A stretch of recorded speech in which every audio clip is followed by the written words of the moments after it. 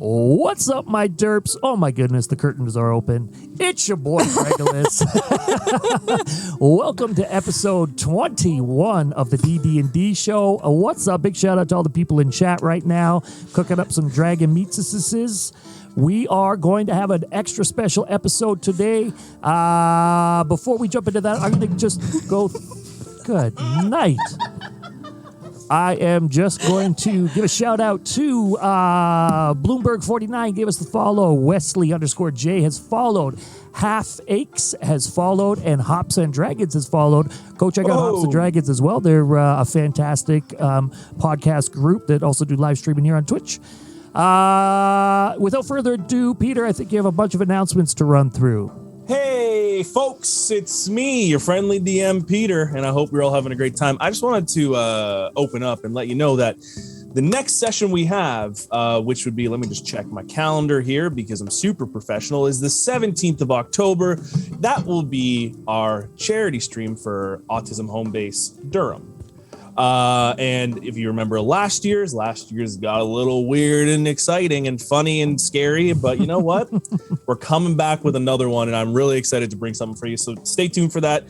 No special date on that. It's just October 17th. Check it out. And you know what? You know what's a better way to know when things are happening is get in our Discord. Wow. Just come into our Discord, and you know what? We're chatting. We're always talking. And if you like us, you know, come in there, say hey. I know some of you are in there, like Ethan. I know Nave is. You know, I appreciate y'all. But that is it for me. I hope to. You could get that Discord link right here on the Twitch channel as well. It's also on YouTube wherever you're watching this. It is directly linked in the social media section. And like we're so likable. Yes. Also, if you scroll down, the Autism Home Base information is below there too. So yes. That's it for me. The rest of y'all, go ahead. I believe Ty had some extra announcements as well. Yeah, so... is your mic on? Muted mic, not on. Oh, there we go. Oh, shit. Oh, there we go. There he is. Right up in here. Yeah, so I just wanted to give a shout out and a congratulations because I know either he or they are watching, but Shazam, one of our longtime listeners and supporters, just got engaged today. Oh, wow. So congratulations, Travis. I appreciate you, buddy. Woo! Yes, Congrats. Shazam's been with us right from the beginning. Right from the beginning, yeah. Welcome to the club. Oh, it's a club? Yeah. Yeah, it's something. Whoops. Whoops. All right, Peter. Well, that's it for announcements on our end, I believe. Alrighty then. So, previously on Dungeons, Dragons, and Dice. With the party searching through the various wards of Talrand for Perry, it had become evident that he was nowhere to be seen. After alerting Zun Amruk about his disappearance and the mystery that surrounded it, Amruk immediately began to question the situation and vowed to look into it after the high alert was canceled in the capital. Apparently, a thief in a red dress was on the loose, and a noble had requested that they be found and brought to justice. The party figured if Perry was still in the capital, he may show up at the Dragon's Lair Tavern. Making their way back to the tavern, Waawaatesi, in hound form, spotted a red dress tailing into an alley. Unfortunately, they were not quick enough to catch the thief, only to see a silhouette of a humanoid in a dress falling to the ground. The party quickly made their way back to the tavern, only to see a satyr at the bar helping an older dragonborn woman out of a chair and giving her a locket. Upon discussion, the party learns that the name of this wandering traveler is Cipher, and they are in town helping out where they can. Cipher wanted to learn more about Perry and this party, so they sat down for drinks, maybe one too many. Cipher agreed to help look for Perry and go wherever the party feels is necessary next. Plotting their course, the party drinks in memory of Perry and passes out for the night. Although some of the members don't drift off so easily, having visions of forests and deserts before drifting off. Now, the sun breaks through the window of the Dragon's Lair Tavern, and the fresh scent of bread baking moves through the tavern. Outside, you can hear carts moving around the cobblestone road and local draconic chattering of the citizens outside. Greg, Grjorn, sorry, you wake up with your face planted on a table. That lovely, perfect spot table. Bo, you wake up in your in-room. Cipher, you wake up in your in-room. And Waawaatesi, you wake up in yours with a bucket beside you. The day is yours. Bo is going to be up a little earlier than the rest of the group. And I'm going to walk out the hall and over to what I assume would be a wash basin of some sort. Is that correct? Somewhere in there with like maybe a mirror or something? There is, yep. All right. I'm going to just dunk my head right in the water. Mm-hmm. And kind of get up, shake off.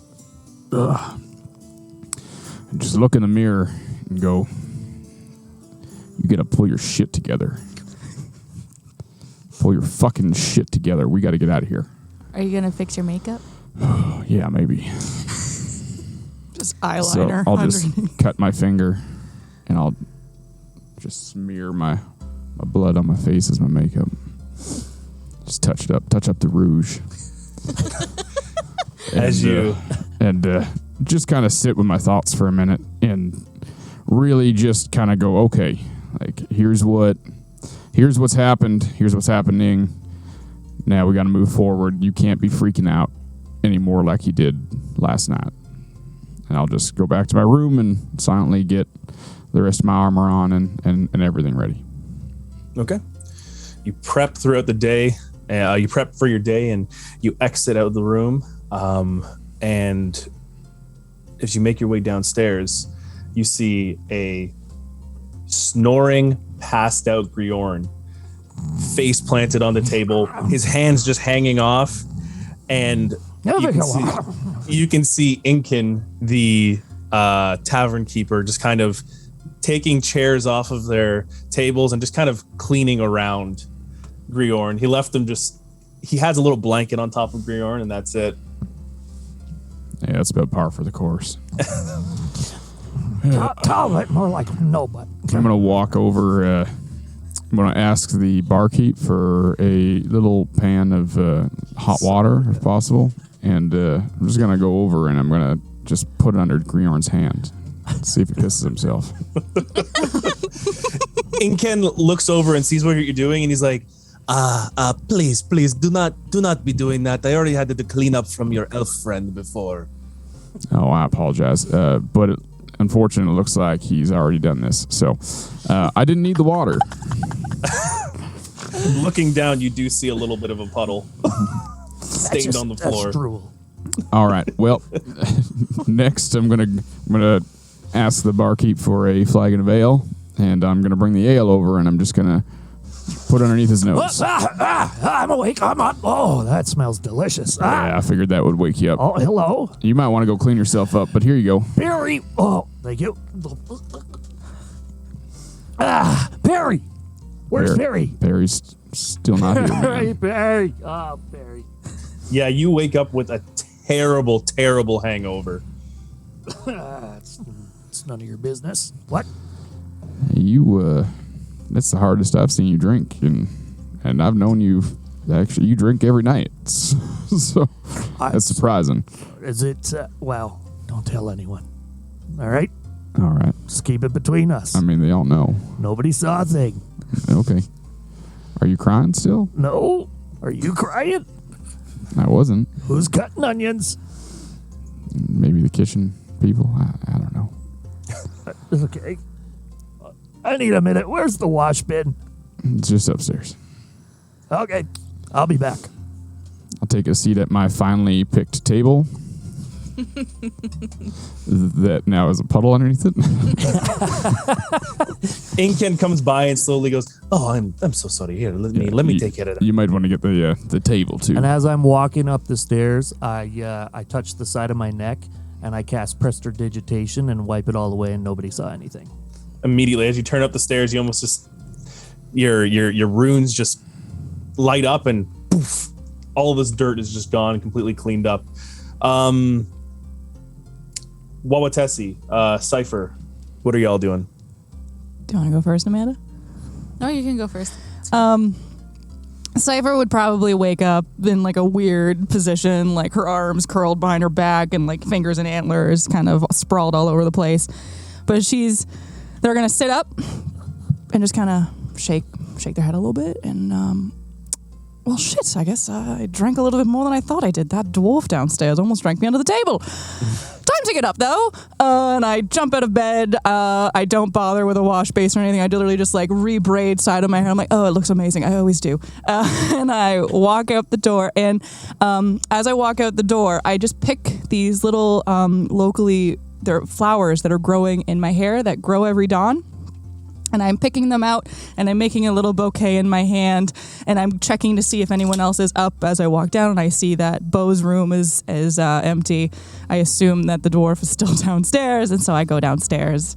As you're exiting the room, you see at the kind of corner of the stairs as it goes down kind of like to a little landing. You see on the landing there, you see Grjorn kind of just turning around and ready to go back downstairs. Good morning, my little dwarfen friend. Grjorn, how are you? And then I just hand him like 4 little flowers. Good morning. Thanks. You're welcome. Isn't it a beautiful day? I haven't actually seen outside, but I assume it's going to be a beautiful day. I assume that we know each other, right? Oh, dear. Yes. Things are a little foggy. A little foggy. Yeah. Red dress. Yes. Locket. Go on. Bringing any memories? Continue. I drank with you guys last night. Do you know Perry? I know Perry because you guys know Perry, and I've heard all about him. Where are you hiding him? I wish I was, but I'm not. Okay, just checking. Yeah, that's fair. It's good to double check. He does like the tall glasses of water, if you know what I mean. I don't, and I don't want to. All right. And yeah, I'll just pat him on the back. I'll reach down and pat him on the back. I don't want to be disrespectful. I feel like that's a little patronizing. And I'll just go down. Patronizing? I'll see you downstairs. I love a good pun. And then I'll see Beau at the table, and good morning, Beau. Here you go, and I'll hand him 4 little flowers. Well, thank you. I appreciate these. You're welcome. It's a beautiful new day, beautiful new adventure awaits. It is, new friend.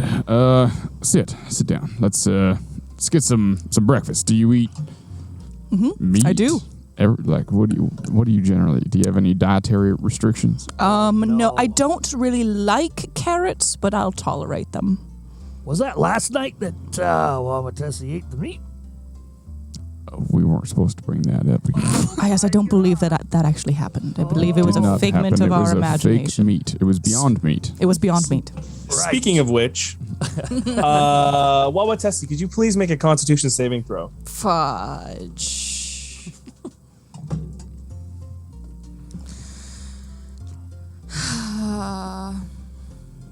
That is a 9. Okay, well, Beau, Grjorn, Cipher, you hear from upstairs. Oh dear. As Waawaatesi, you immediately wake up, grab the bucket, and just hurl right into it. Do you think that was the meat or the booze? Question, would I know to actually hurl in the bucket? Yes. Oh. I mean, there's a bucket beside your bed. It's up to you. But I don't necessarily know that the bucket was there, right? Why don't you roll on it? Roll on it. Yeah, roll on it. Okay. Like positives. What am I rolling? So odds would be 1 and evens would be the other. Okay, just roll a d20. 14. 14. I say that you immediately woke up and like just an instinct to turn to the left, and as you turn to the left, the bucket just so happened to be there. It didn't all go in the bucket, but majority of it went in the bucket. There's some splashing, but yeah. All right, I'm gonna look around. I'm a little bit frazzled from the dream that I was having. I oddly feel more refreshed than I normally do when I wake up because I was totally out of it. And I am going to look around the room, kind of questioning where I am. And I'm just gonna sit there and try to like steady myself from not vomiting again. You inch yourself up. You kind of hold onto the edge of the bed, and you don't even know which room you're in. You're in this room. You don't even like this bed is like not even familiar to you. You're just Yeah, because didn't they like carry me to the bedroom or something? Oh, did yeah. Yeah. I'm gonna, hearing her throwing up upstairs, I'm gonna just get up and walk. How up could you there. hear her from downstairs? I thought that's what we. He has I a thought very Everyone high heard. passive perception. and the DM also told us that we heard her. Oh, It was dead. It's dead Never silent mind. in the tavern Yeah. right now. So you definitely heard someone puking upstairs. Yeah, I'm gonna walk upstairs and open the door and just go, well, wakey there, sweetheart. How you feeling? What is that? Well, that's throw up. You threw up. That's what that is. I've never done that before. Well, you're lucky that old Bo here's got you covered. And I'm going to walk over and I'm just going to place my hand on her shoulder and I'm going to cast Lesser Restoration on her. Immediately, the headache and the upset stomach and the nausea just disappears, and you feel revitalized like your old self. Oh, that's much better. So question. That is not what I normally eat in that bucket. I'm a little bit concerned. It honestly, it just looks like a whole bunch of bile. I can't really tell if that's what you normally eat or don't normally eat because I don't watch you throw up all the time. Normally, it would be lots of fruity colors. Well, I mean, you drank. I mean, it's pretty purple because you drank a lot of berry juice last night. Berry juice. Yeah. So, other than that, I don't really know what is in there. But I would say, get yourself washed up and meet us downstairs, and we're gonna have a little meeting and try and figure out what the fuck we're gonna do next. All right. All right. I'm Thank gonna head to go wash up. All right, Waawaatesi, you wash up and you get yourself all ready. It's a little bit. Actually, roll a d20 and just give me the number again. 12. I'm going to call this a civilization check. See if I actually go to the washroom and clean up, or if I just start licking myself like a cat. oh my God. Just rub some dirt on it. It'll be fine. What did you roll? 12. Oh, 12. So you gather that this little basin with this jug of water is for something. So you take Am I gonna drink it? you take the water from the jug and you just pour it on you while also awkwardly holding the other bowl underneath to catch the water. And you're just, now you take the water and you're kind of just like rubbing it on your arms, and then you just are just kind of standing there kind of sopping a little bit. Nailing it. Yes. I'm just gonna shake like a dog and keep walking. It's like Water? it's like a toddler going into the bathroom by themselves. Water just goes Did you wipe your butt? everywhere. You don't know what. Oh yeah. Poo all over the wall. Water just goes everywhere in this room, and you just immediately just go, okay, and you just walk out the door. Meeting downstairs at the tavern table, you are there as you just come out as Inkin brings out food to the table. You can see a nice assortment of fruits, and It's you not see just some, in game, folks. You spilled see the pickle fruits, on her. Yeah. you see vegetables, you see bacon, eggs, all that stuff. A big assortment of food. But he's like, he looks over and he goes, I'm sorry to bring this up now, but you've been staying here for a little bit, and I believe it is time to maybe settle up on the bill. Yeah, I don't blame you for wanting to do that. How much do we owe you? 1 second. He pulls out this little notebook and flips open to it, and he goes, Please factor in the fact that our good friend Bo and myself did a wonderful performance last night. It was riveting. Yes, I did. And also, if you remember the I knew the you were going to Zune, bring up old crap. the Zune was very nice to cover one night, but unfortunately for all the food and the drink and the lodgings, we're looking about 10 gold each from you. And then he looks over at Waawaatesi and he goes, and for the lavatory mishap outside, it's unfortunately is 11 gold for you, my elven friend. This is for the extra cleaning costs and the fine that the nobles gave me for littering outside. So, how many days have we been here? By my count, you've been, what'd you say, Greg? Isn't it 2 nights? It's 3 nights, actually. 3 nights. So what's your regular nightly rate? Well, you see, I've taken out, this is for the food and drinks. Usually, I charge, oh my God, you're going to make me actually look for this. I forget what I was doing hold on. I have it. So we offer very, modest settings here, but usually it is 1 gold per night, and they've covered 1, so you owed me 2 gold for the 3 nights that you've done here. Yes, but if I'll be honest, the food and the ale costs have been a little bit more heavily taxed because of the trading with the Huldremian kingdom, unfortunately.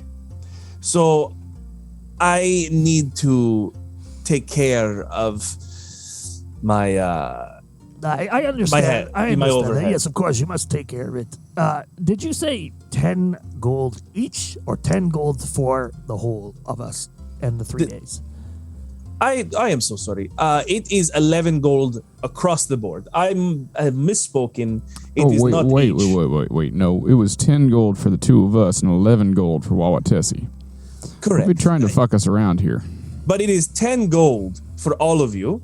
Right. All All of together. us 10 gold. Together. Yeah, that makes And more then- sense. Okay. There is And an a- extra gold because of An extra gold to Oh, Waawaatesi. I was That's thinking fair. that you meant 10 gold each. Yeah, I was like, that's what I that was is very hefty. That's I a hefty sum. apologize. And he shows his little board. He's like, my math was terrible. I apologize. So it is 10 gold So for it's all of you. And including 11 you. gold. Okay, 11 gold in total. 11 in Yes. total. Perfect. All right. Yes.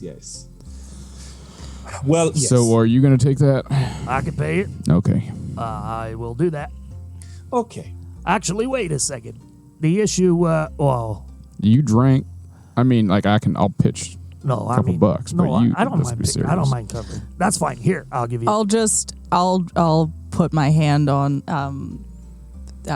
the dwarf's hand. I already forget your name. Grjorn. Grjorn's name. And I'll just say, you know what?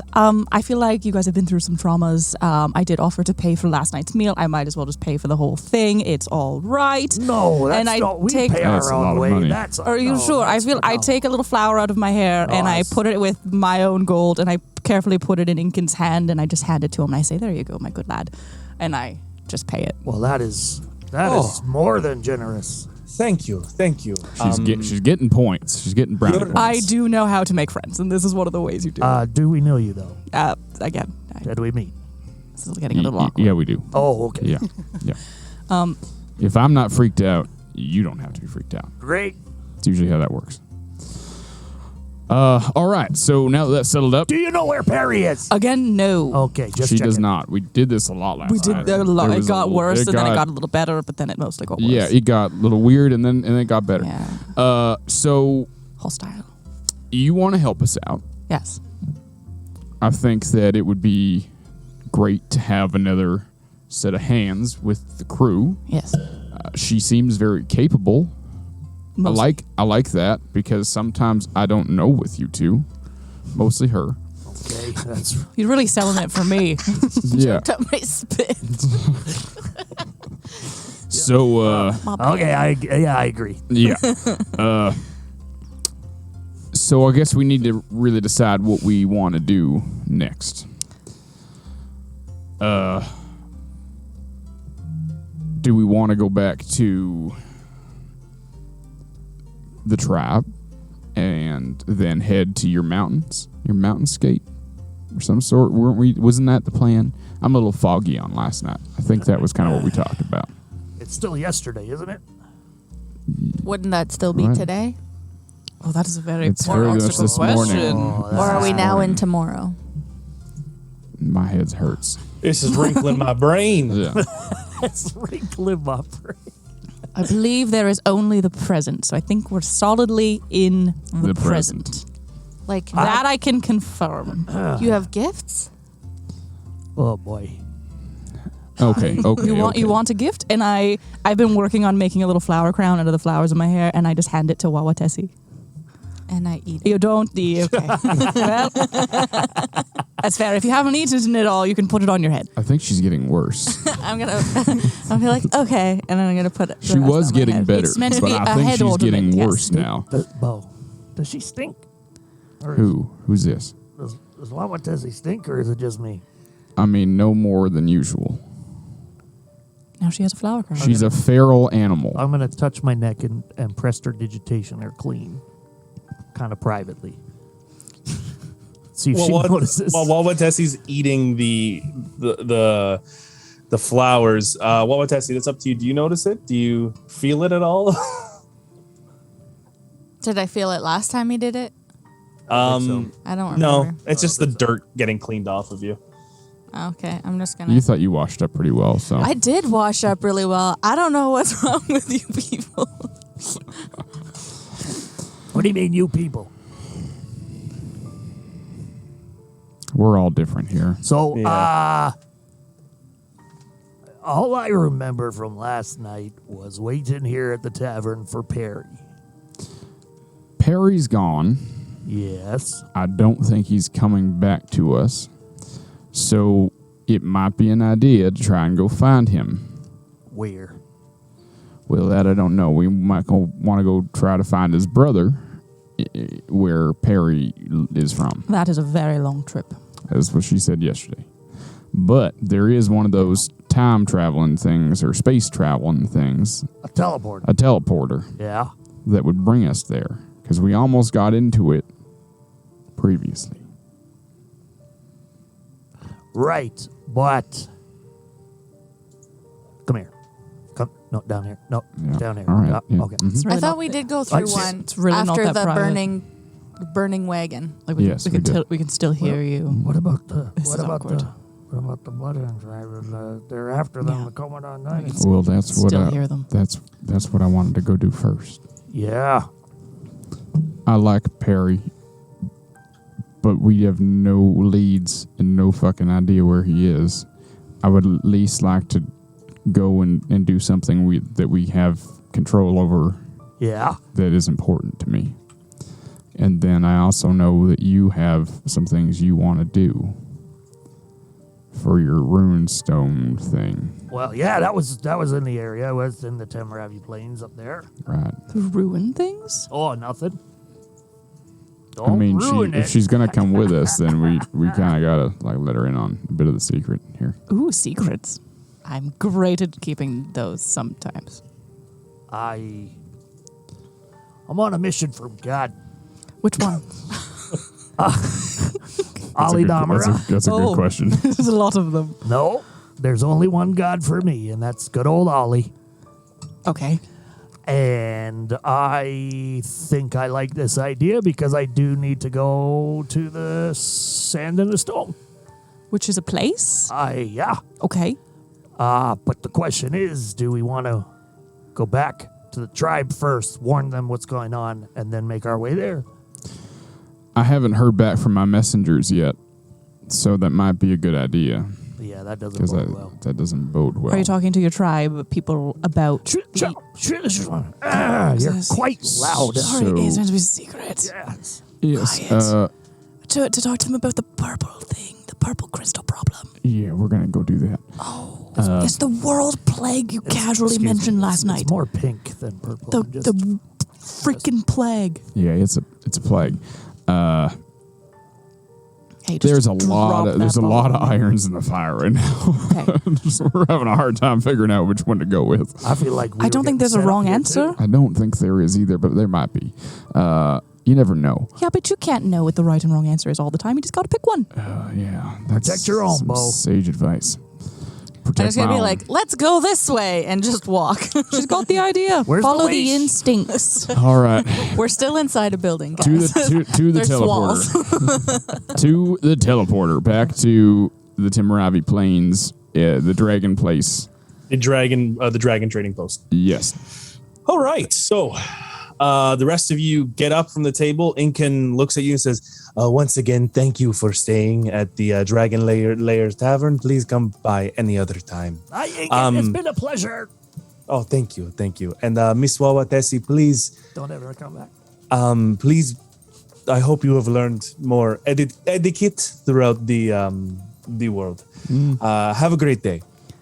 As we go, I just want to like give him a little like bow and like a head nod or a handshake, and then just like try to sleight of hand a flower behind his head, behind his ear. Sorry, and say, Well, he's a "It was dragonborn, so he doesn't really have an ear. Ah, shit. Does he have a horn? He does have a horn. I'll try to yes. slide it behind his horn and say, "It was so lovely to meet you, Incan. Oh, thank you so much. This is nice. Isn't it nice?" Thank you. Oh. Thank you. Have Have a another great one. day. don't have ears. They don't No, dragon- hear. They feel tremors in the ground. I'm just kidding. No, they kind of have like little. They have little like You little totally reptile had me holes. They got reptile holes. They got little reptile holes. Reptile holes. I Stepping didn't out. have a better answer for that. It's good. Thanks for It's a very Bo answer. Stepping out into the day, the early morning sun. It's even though you're kind of still in like the later stages of fall, it's still scorching hot down here in the south. You make your way through the Sildak ward into the Iltesh ward where the teleporters were. And you see that the teleporter to the dragon trading post is to your left. On the dais, I think. Thank you. Now, are you all ready to step through?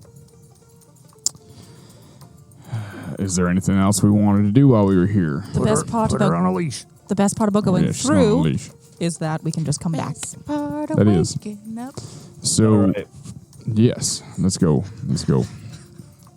The guard that Waawaatesi paid off with bear meat looks over at Waawaatesi and just the red dragonborn just winks, lets you guys go through. Usually there's a little bit more pomp and circumstance of taking these teleporters, but you seem to have made a friend.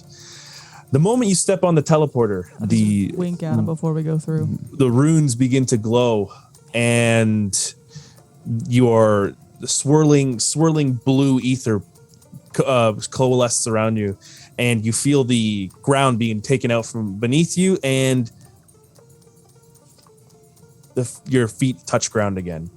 As the blue ether goes away, you see that now there's a basic frame built around the teleporter.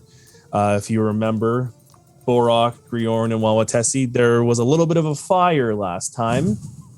What? I don't remember that at all. You don't Did remember that nothing. at all. Yeah. So anyways, it was someone's fault. But now there's a basic frame, and you've startled some of the workers there. Immediately, you don't feel that dry heat anymore, and you come to a little bit more of a colder climate on the Bosram path. And as you begin to step out of the teleporter, you see that slender frame of Austere, the owner of the dragon trading post, and with his sandy brown fur and black spots, he walks up, and he's almost walking a little loosely, wearing his fine red silks, and he goes, "Oh, my friends, it's been 3 days since I've seen you." Yes, we mission accomplished. We took care of the infected produce. Oh, Baskets. fantastic! And there was no issue with the burned cart, right? I'm worried that my business will be a little jeopardized. No, that cart was it was malfunctional. Ah, yes, those flaming carts. Sometimes they do tend to burst. They do. I'm very glad. Now, I see that you have a new compatriot. It is so nice to meet you. And he hands out his little paw, and you see these little clawed fingers come out. He's like, austere, charmed, and he bows and holds out his hand toward you. Oh, it's charmed to meet you as well. My name is Cipher, and I just shake his hand. And he kind of like pulls his hand back and looks a little disappointed and goes, yes, Cipher. Very nice to meet you. Also. Can I make an insight check to see what he was disappointed about? Yeah, go ahead.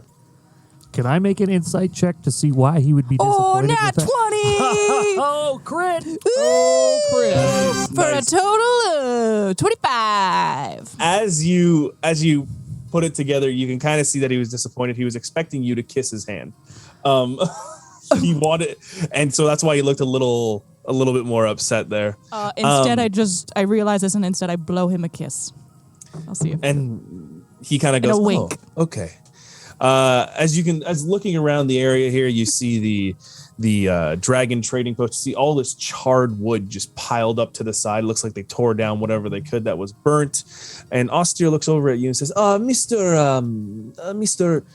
Half-Orc, I forget your name. Borok. Borok, yes. I remember that you told me that there would be another delivery of vegetables coming through this way, yes? That's correct, yes. You marked them. Well, yes. We managed to take the boxes and burn them in that charred pile over there. So I would like to just report to you now that you have helped me. I have helped you. We are squared, and we do not need to deal in business anymore. Well, that's very good to know. Thank you. Where is that charred pile, by the way? It's just over there. And you look by the frame where they're building the teleporter, and you can see it's over there. I'm going to go inspect it. Is it by I a don't know. burned barn? The burned barn's been teared down, and now the barn's being rebuilt beside it. Yeah, go ahead, do an investigation check. All right. Not to ask redundant questions, but where are we? This is the Dragon Trading Post. Dragon Trading Post. Yeah, just outside Post Malone. Sorry, what kind of check was that again? Investigation. Investigation. That would be a 16. Why were things on fire? Not that I don't like fire. We'll talk later about this. Okay. Yeah. Okay. I'm gonna start keeping a tally of all the things we need to talk about. That's probably a good idea. Fire There's gonna be post. a few of them. Fire. In Writing a- that down.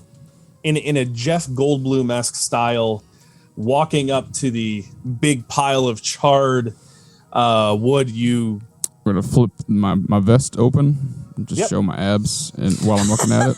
yeah.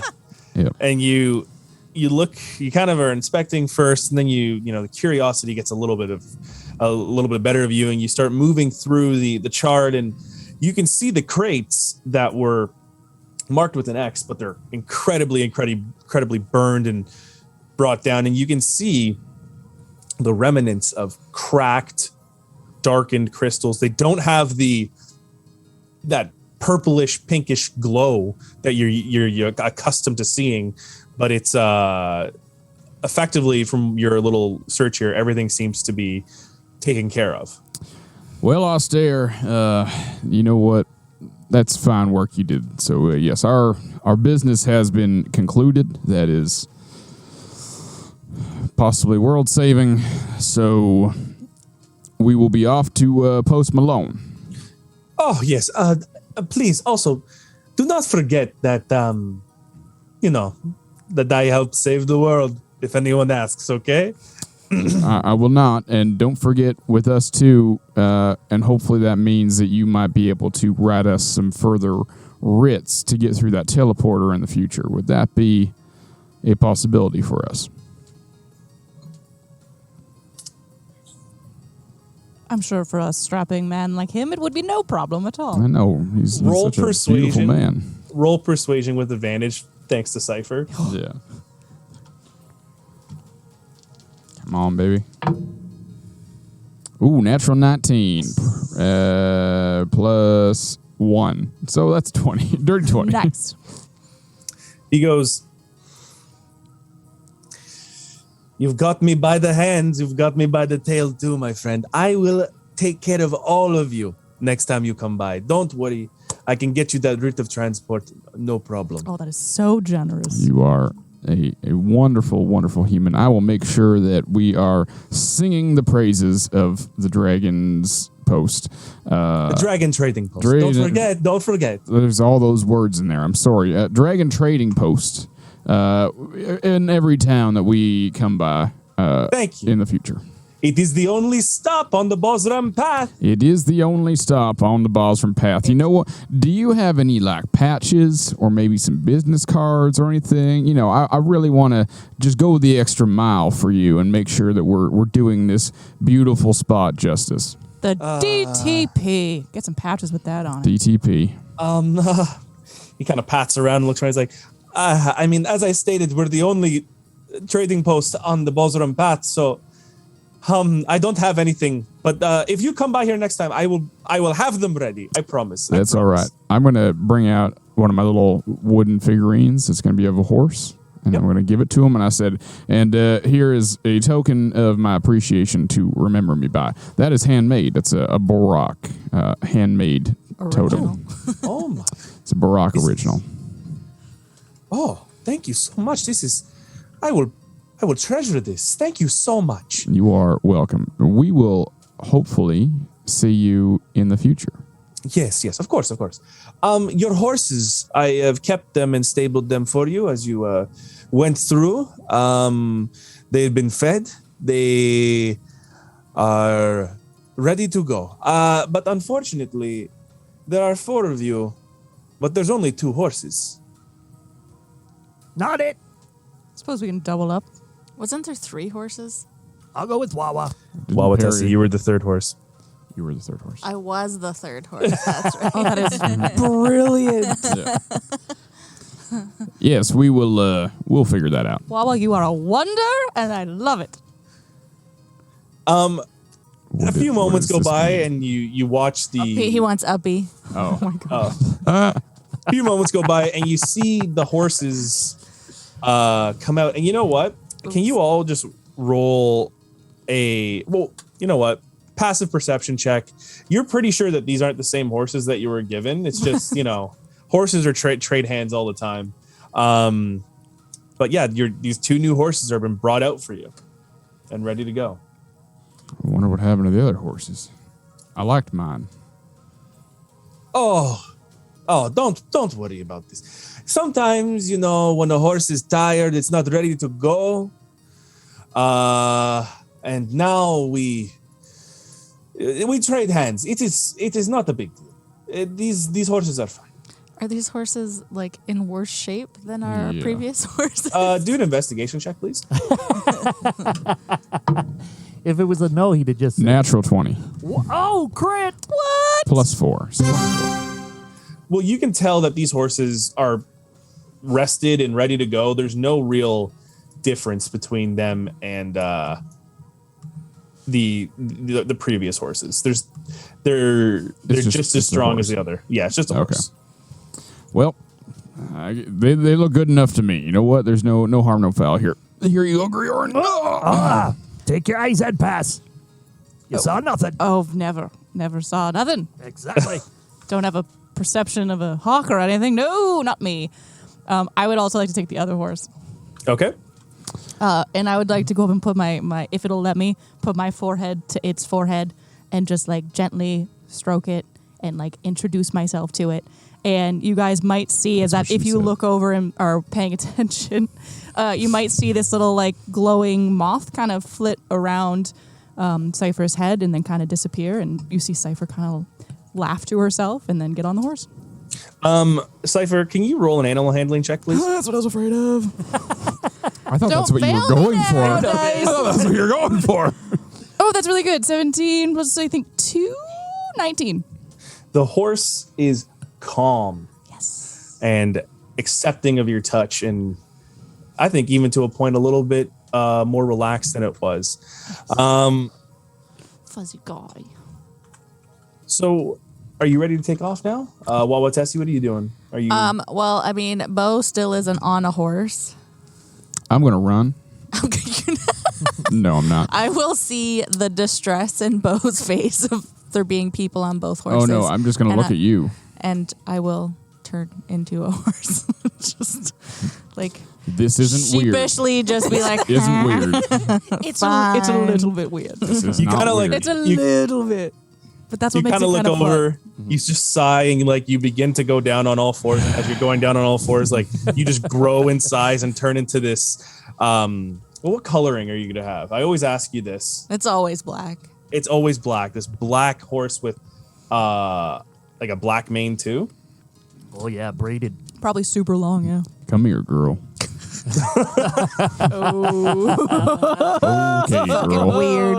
All right, girl. All You right, just girl. made it weird, Bo. It was not weird until this moment. It's not like he doesn't have me on a leash all the time anyway. Nothing weird here. Nothing weird. What is your Nothing weird relationship? here. I just met you, and I'm more confused by your relationship than any other relationship I've ever seen. There's no relation. Yeah. Yeah. Yeah. So it Me takes. right in the ribs. All right. Just let's go. Yeah. You all take off in the direction, which is the northward direction. It takes about 2 hours to get back to Post Malone. Nothing eventful goes along during that trip. But by the time you get into Post Malone, you see that the smoke billowing off in the distance of people working and cooking, and you see the cows walking freely and grazing in the nearby fields. The one thing that does stand out to you immediately is a lot of the crops have been burned and charred. Oh. I'm gonna look at the cows and nod and be like, "Nah," like they understand what I'm saying. Roll animal handling. Let's get weird with it. Oh, that's cocked.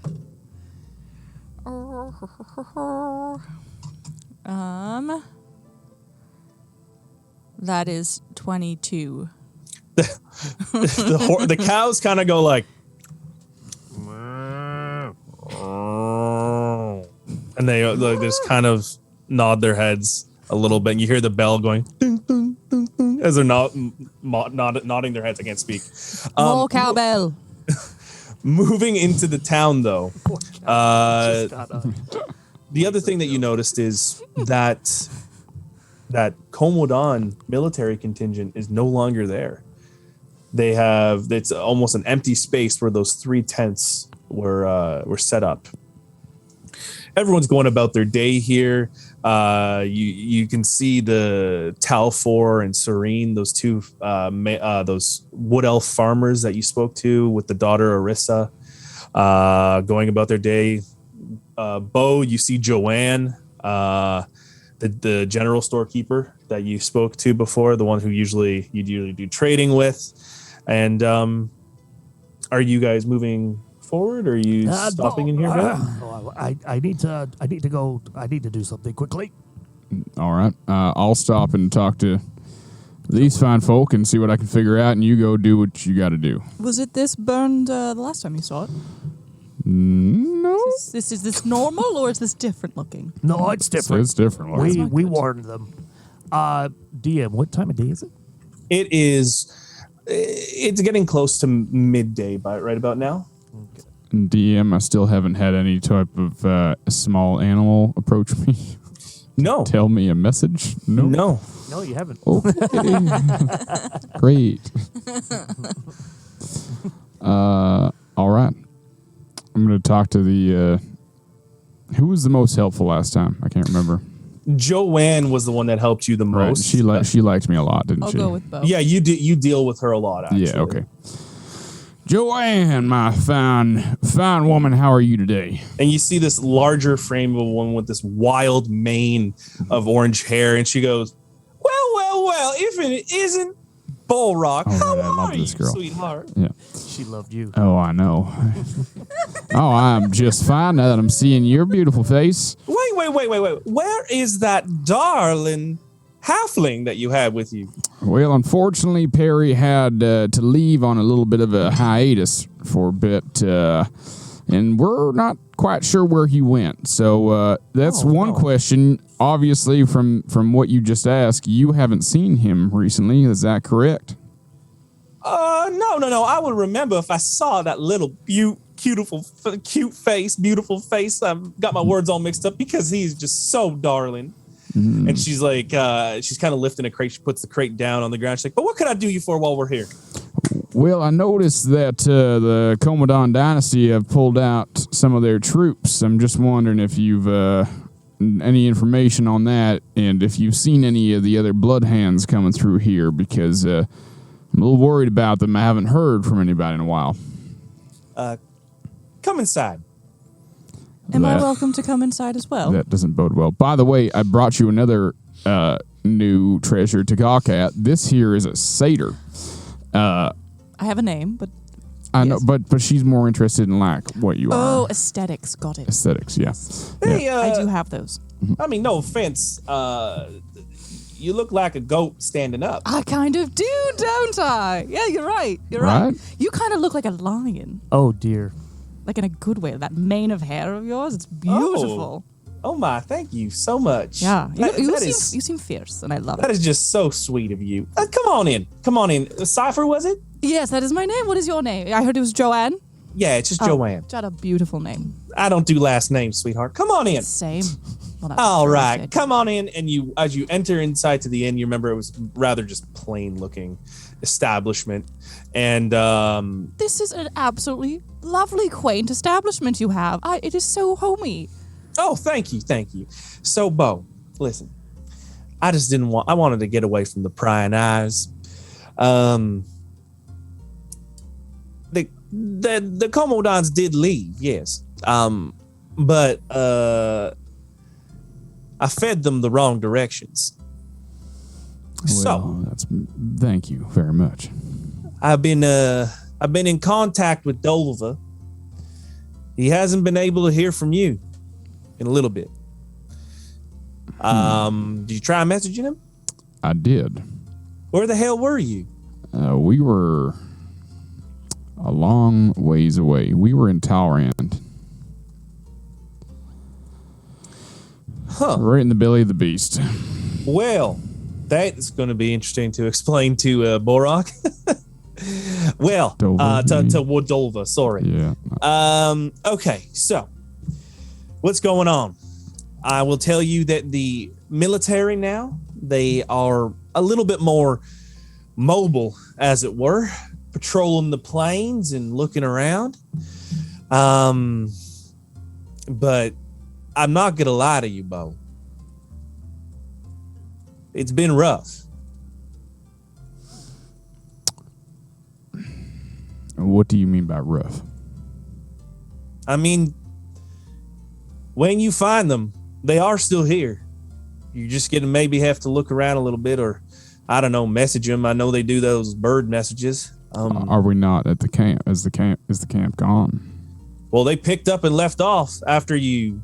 Well, from a few of the Bloodhands, I heard that you sent a message before you left Post Malone, right? That's correct, yeah. Right. So, they picked up and they moved out. Okay, well, that bodes well then. Mm-hmm. They got your message, and I know I spoke to Thode. He got your message too while in the Zilgal Tangle. So, I'm not going to say they got out scot-free, because I've been hearing that a lot of them got into a few tussles with that military of theirs. But did they escape the ambush? Did they get out of the ambush? I know that some of them are still around. I don't know how many of them are around.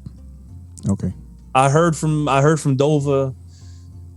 I heard of Dolva yesterday. Where was he? They're not giving any idea on movements unless it's one of their own. And you know I'm not one of your own. I just help you out. I'll track him. That's fine.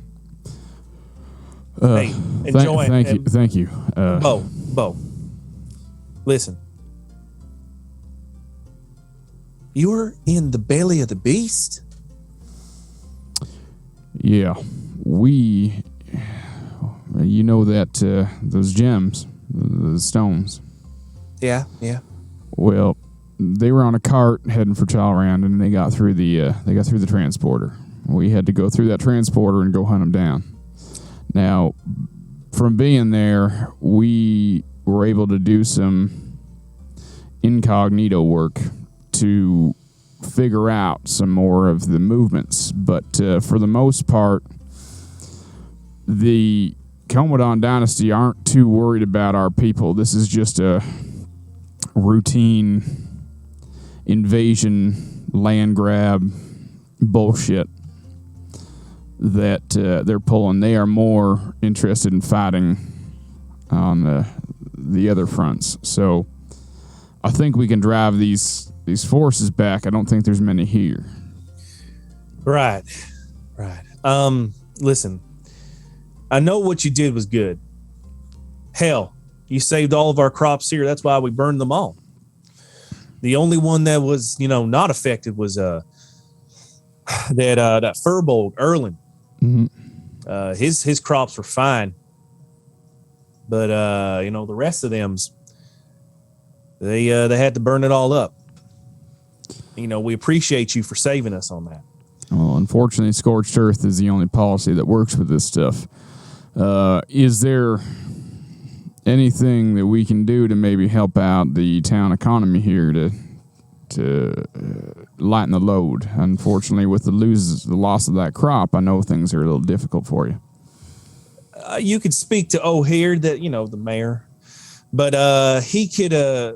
I think we might be doing okay. All the vendors come through here, the merchants, before they go on that Balzaran path.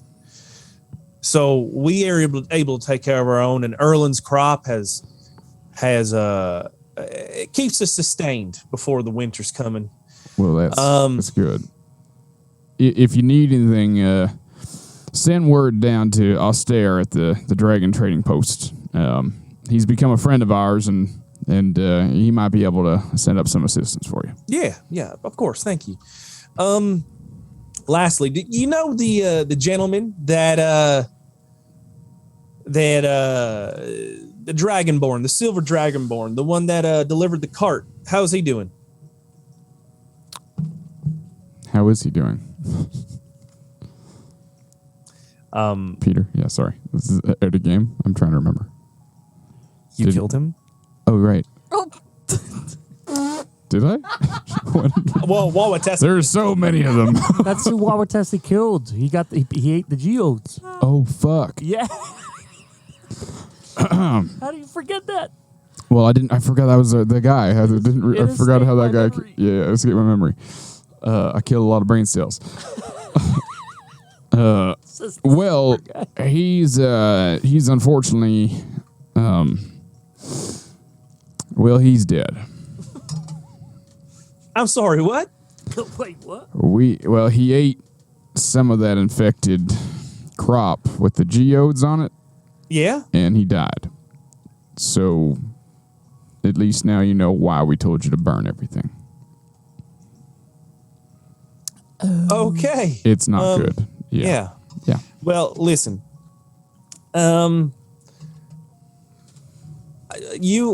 Wish you the best on all your moves, and that's just a little shocking.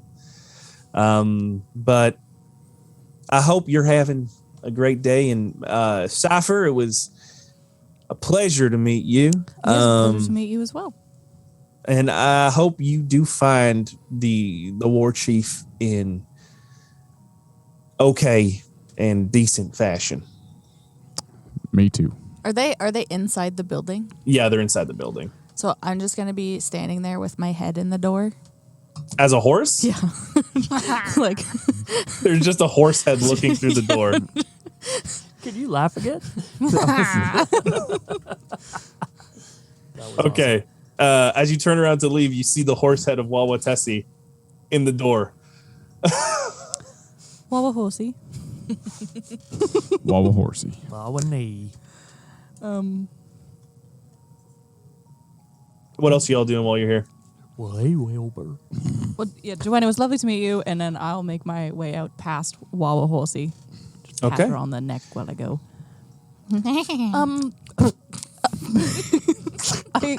I fully realize how I knew I could not contribute to that conversation at all, Bo. I'm really sorry. I was mostly there just for curiosity because I'm trying to understand things. That's all right. Grjorn, you had to do something. We need to get out of here. Oh, yeah, I assume when you guys went in Oh, there, okay, you were I was, gone. I All was right. walking towards the post office. And as I'm walking, I'm kind of like nodding at the folks there, like, yeah, you remember me. Yeah, I was here. Yeah, I did a thing. Yeah. And you are actually remembered quite a bit, Grjorn, because you gave that amazing song about Nevigua while here.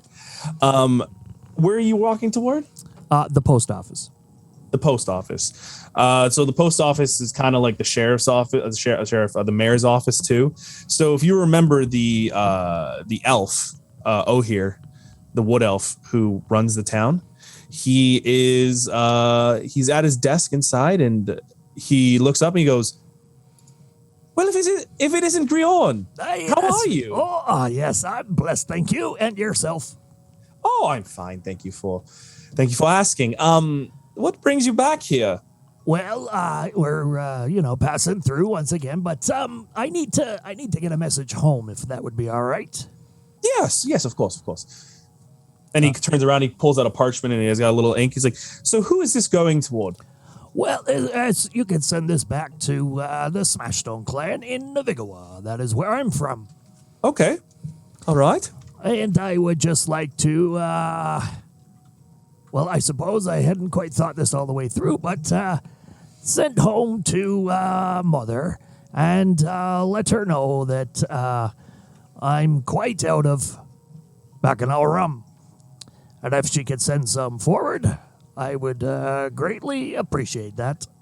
But I suppose we have to send it here. Is there a way from it to get from here to wherever I am whenever I need it? How about this? I will speak with Austere at the Dragon Trading Post. He probably has a little bit of a better idea of how to get this to you. It seems a little awkward, but we'll figure it out. Okay. I mean, spare no expense. Oh, yes, of course. The postage on this is going to be quite a bit since we're going off seas. Do you have the monetary coverage? I hate to ask for money. I mean, look at me. I am money. And Okay. I'll pull out a platinum and put it down on the counter. Oh my! It was only going to ask for 2 gold, and he puts his hand immediately on the platinum, and he takes it. No, I mean, slides you it back. can give change. I mean, No, yeah. I am kind of skint. I don't have change on me. Listen. This platinum, and he bites it to make sure.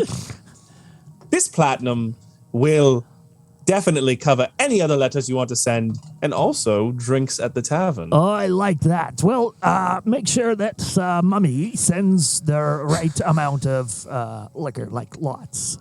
Like lots, like just, all of it. Just let her know. Just put this in, in the postscript. Firebeard clan intolerant. Sorry, Firebeard clan what? Intolerant. Intolerant. Oh, That's right. all right. Okay. Thank you. Thank you. So like a crate or something? As much as she can send and as much as we can ship. Of course.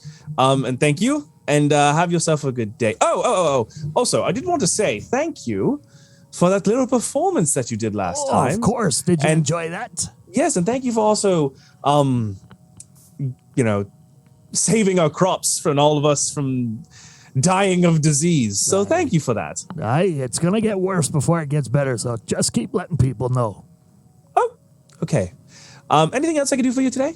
Actually, you might be able to. We're actually on our way back to the tribe. The what's it called? The Hand of Blood, the Blood Hand tribe. Yes. You know where they are? I do not. They've been keeping quite loose, quite tight lips. Sorry. Loose lip would be the opposite. Is there a way? Remember, I gave you some good money here. Is there a way to message them ahead of time, or maybe send some scouts out, or just get ahead of the thing? I think a blood hand would know how to message a blood hand. Do you know what I mean? I don't, but I assume I'll just pretend like I do. Okay. Right. I don't know what to say to that. Me either. Well, it's been an absolute pleasure. Until next time, and maybe next time we come back through, we'll have another little performance, Oh, I do hope so. Please come up with more music. Thank you. All right. Good And day. as you good day. And as you exit out into the day, what else are y'all doing here? So I don't have any messaging capabilities until tomorrow because I spent my But you slept last night. I slept last night and switched out Lesser Restoration gotcha. for Animal Messenger. You didn't use it on me, Bo. I am painfully It's her hurt. fault. So I will have to wait till tomorrow to message anybody. But we're gonna. Did you just say animal messenger? Yes, I I send little animals and they go might- tell people messages. Do you want me to do it? Yeah. I can do that. While they're I can having that conversation, sorry, I'm gonna, hold on, and I'm run back into the post office. About how long do you think that'll take? Just an estimate. Seeing as we are on the eastern side of the main and Nevigua is on the western side and off ship, I'm probably suggesting that's going to be Like a month? easily. Yeah, okay. Easily maybe a month and a half, depending on the weather. I appreciate you. Thank you for your time. No, thank you. And I come back to hear you guys continuing your story about messaging. Yes, if I don't really know what we're doing, but I can certainly provide a tiny animal and the magic to do so. Is that possible, Peter, with a spell?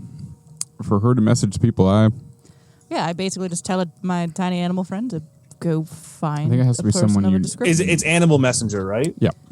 All right. It's I can specify a location that I have visited, which I probably not. You haven't have, visited it. and a recipient who matches a general description. Could I? So I guess I haven't You been. could to the describe place. King Dova, though. He would. Okay, I this is could what we're I gonna don't do. know if it's Yeah. not and. I think it's not or. It's and. Specify a location you've visited and a recipient who matches a general description. Okay.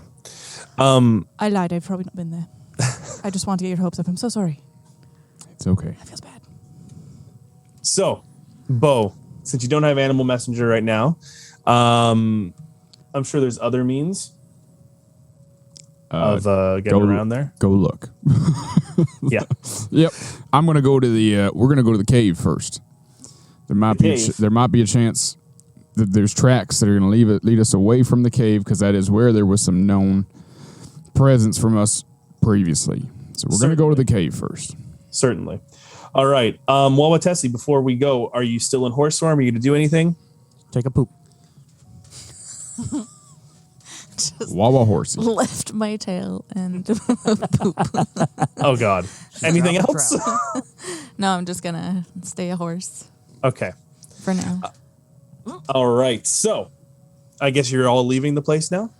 And yeah, as we go, I would like as much explanation as I can be given. Yeah, on what's going on? So let me understand. We're here. You burn the crops because they were infested with geodes. Got it. Check. Yes. Smart.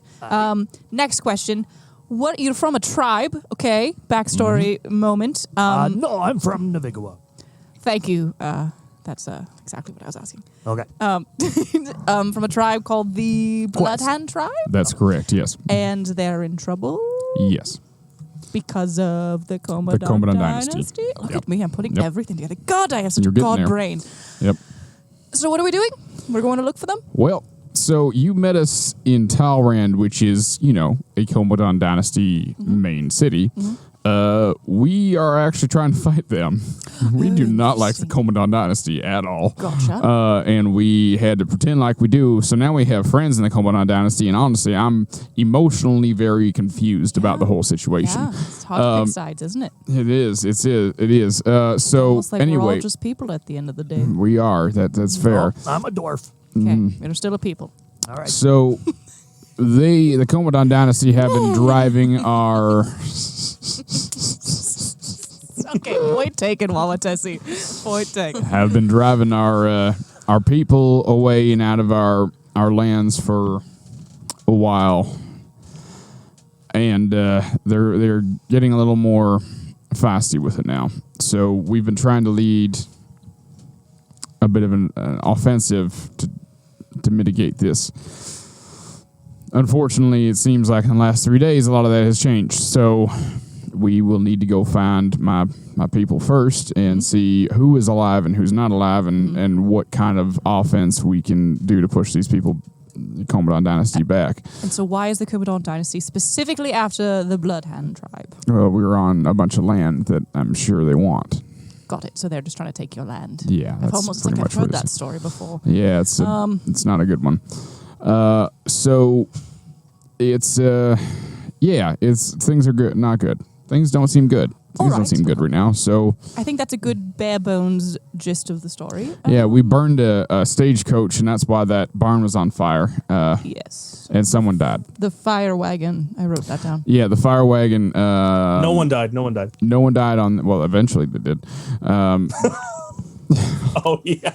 Sorry. We just went through this. The person that got the cart burned, you guys actually gave him a little bit of money, if you don't Yeah. remember. Yeah. We helped him out. We tried to, but we did burn a wagon in the process, and that's anyway. So that's why that whole building had been on fire and is Oh, being no rebuilt. judgment. I've set a couple things on fire in my time. So, to find your people that may or may not have been destroyed. Yep, You guys are dark. it's dark. kind of- It's a dark story. It's That seems oddly racist, okay? Nay. Wow. point taken. Not what I implied. I apologize So for I, the confusion. I really Grjorn. wasn't listening. Off we go. Grjorn just like, that sounds racist. Grjorn, and did you Yeah, here you go. did you get what you needed in the post office? Oh, yeah. Well, I will eventually. Excellent. This. Oh, by the way, in case you were wondering, this town is called Post Malone. Yes, I saw that. Yeah. We. MAH''LOHN. Let's hope you don't run circles around it. And it was named by one of my great grandfathers. Was it now? It was. It was. Oh, it's fascinating. Yes. Never heard that name before. It's crazy, right? Very unique. Those crazy Grim-Skies. Crazy Grim-Skies. Okay, let's go. Write a song about it. All right. So, Bo, can you give me a nature check, please? Yeah, I don't want to though. We're going to have to, buddy. That is a 14. All right. A 14. You start heading off in the direction of the Knoll Cave, the hovel that you remember last seeing the Bloodhands at. You know that it's going to be a little bit of a ride, but nothing that you haven't done before. The day, you're kind of now at midday, and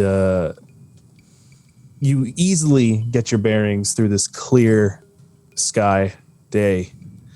You move on a little bit further.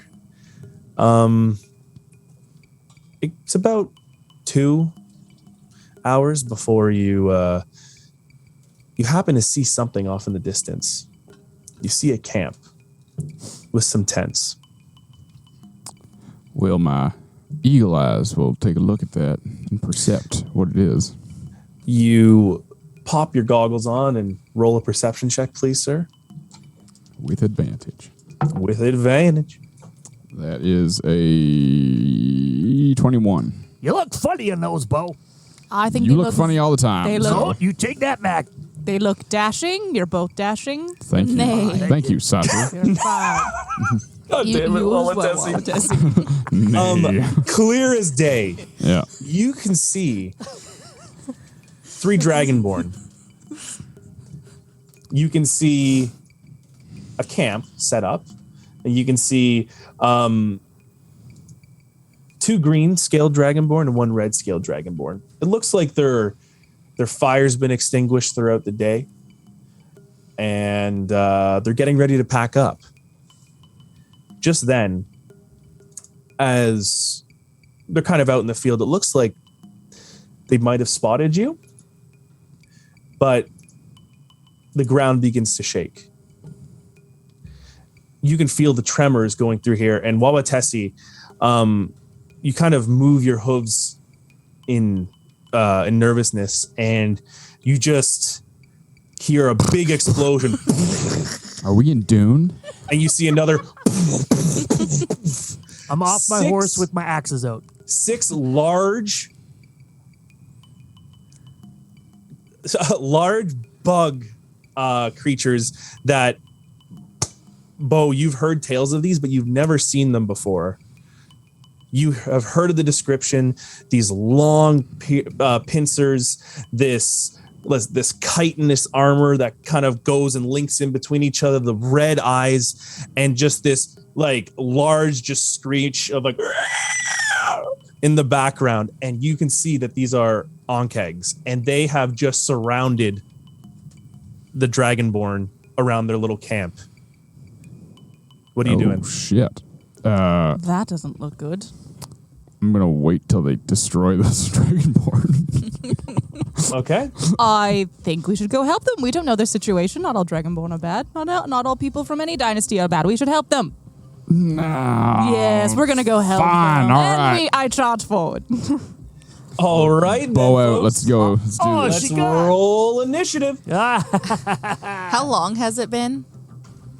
Since a fight? No, since I turned into a horse.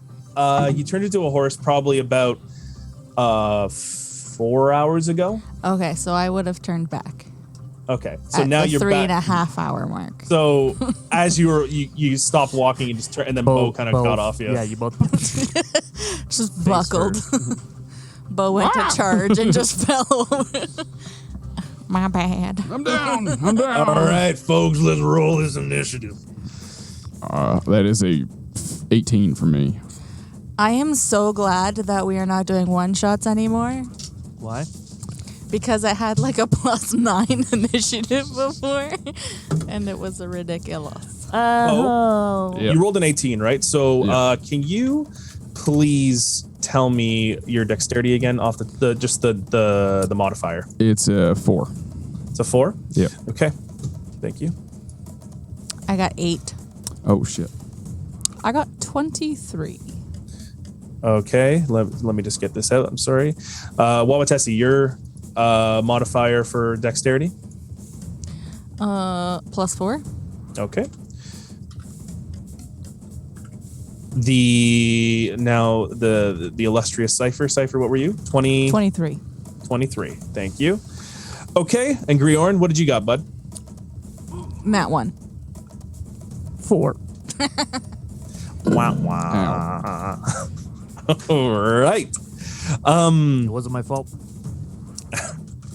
At the start of the round, we're gonna have Cipher run up.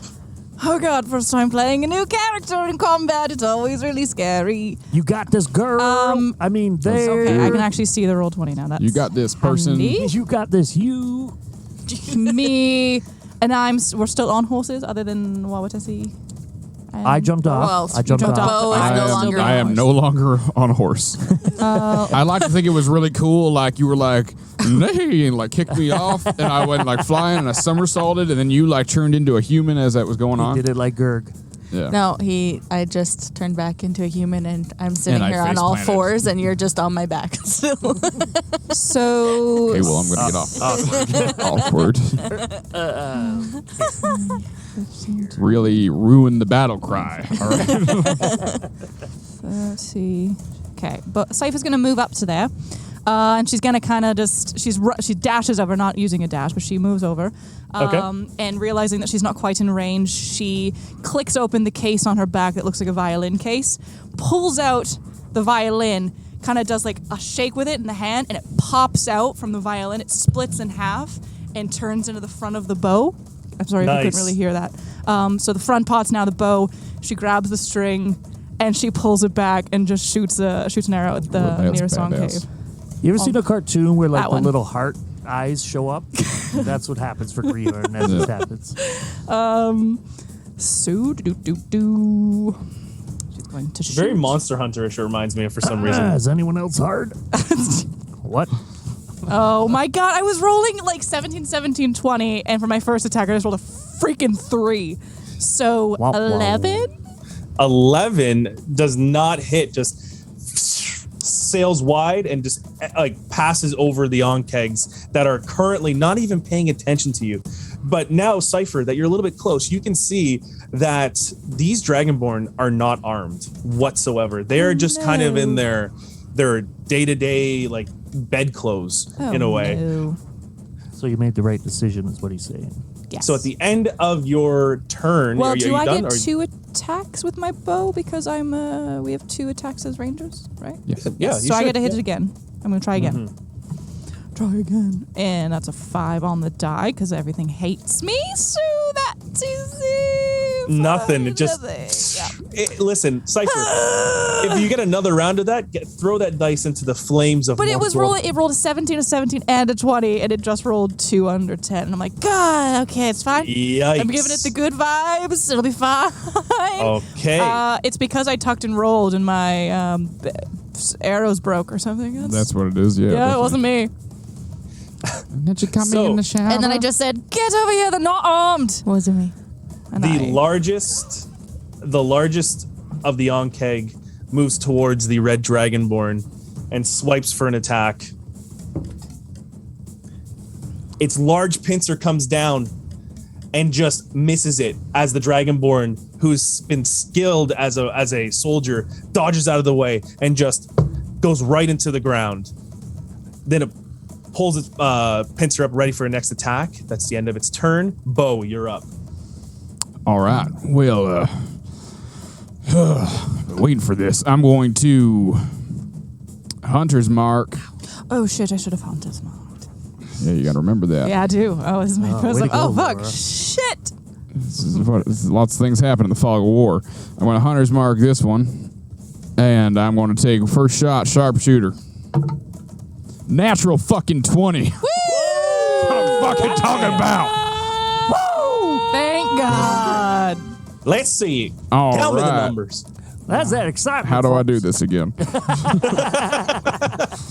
How do you One, do it, Peter? I forget. Do we 2. roll twice? And I get an extra. For the damage, no, you just double it. And I get an Double extra it, okay. D8 because I'm a half-orc.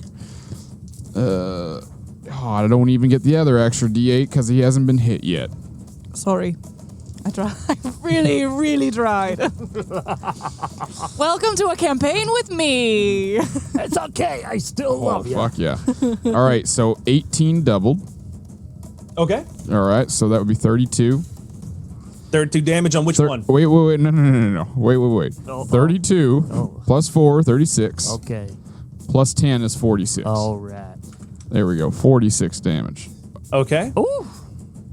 On which one? Sorry, On the one that I had Hunter's marked, which would be this one right here. sir. Okay, let me put a little mark on there. But it was 46 damage? 46 damage. All right. This one, the one that you targeted, is quite a bit bigger than the other ones.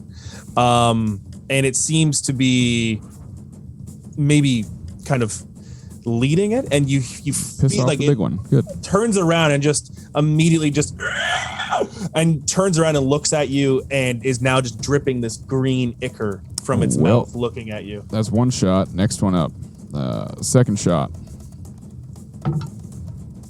That is a 17 to hit. That hits. All right. Now he's been hurt, so I do get that extra D8. 6. So that is 9, 10, 11, 12, 22, 26 damage. All right. The other arrow, as it turns around from its reaction to the other one, sinks right underneath some of its chitin, and it just screams out again, now getting the other attention of the other Onkeg. Is that the end of your turn, sir?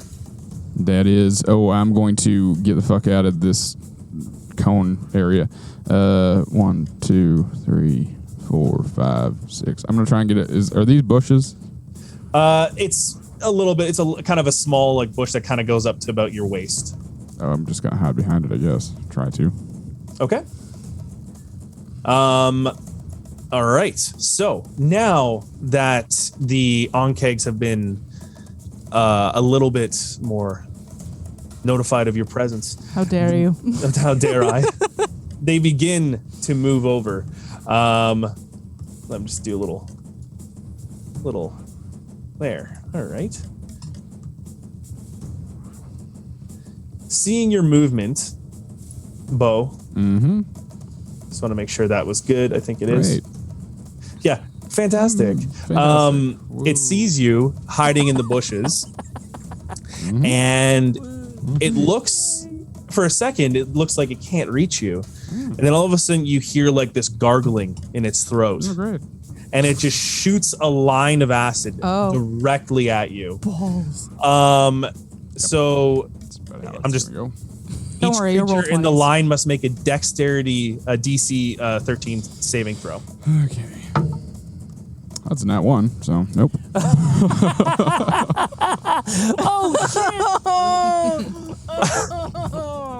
Okay, so you take 3d6 damage, sir. I can't help but feel responsible for that. Yep. 10, 11. 11 points of damage 11 directly points on of you. damage. All right. You see it's like this green line of acid spits out, and it just... fuck! No! My light just died. Poop. I'll figure that out later. You just It got burns acid up. on it. It got acid on it, yeah. Now acid vision. Okay, end of that Onkeg's turn. Second Onkeg's turn. Third Onkeg's turn, I mean, sorry. The token. Wait, these are kegs? I don't know. No, this is not a bottle of alcohol. A barrel. Barrel of Seeing alcohol. the Couldn't other be- arrow attack at Cipher, this one's going to make another acid throw. Please, make a dexterity saving throw, please. Cipher.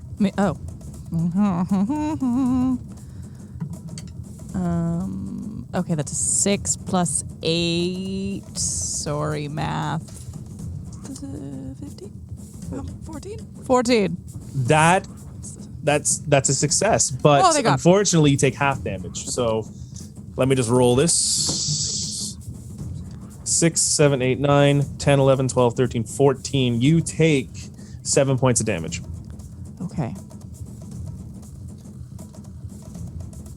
Now, the end of that Onkeg's turn, the matron, not even concerned by by what's going on, goes up to the green dragonborn and takes a swipe at them.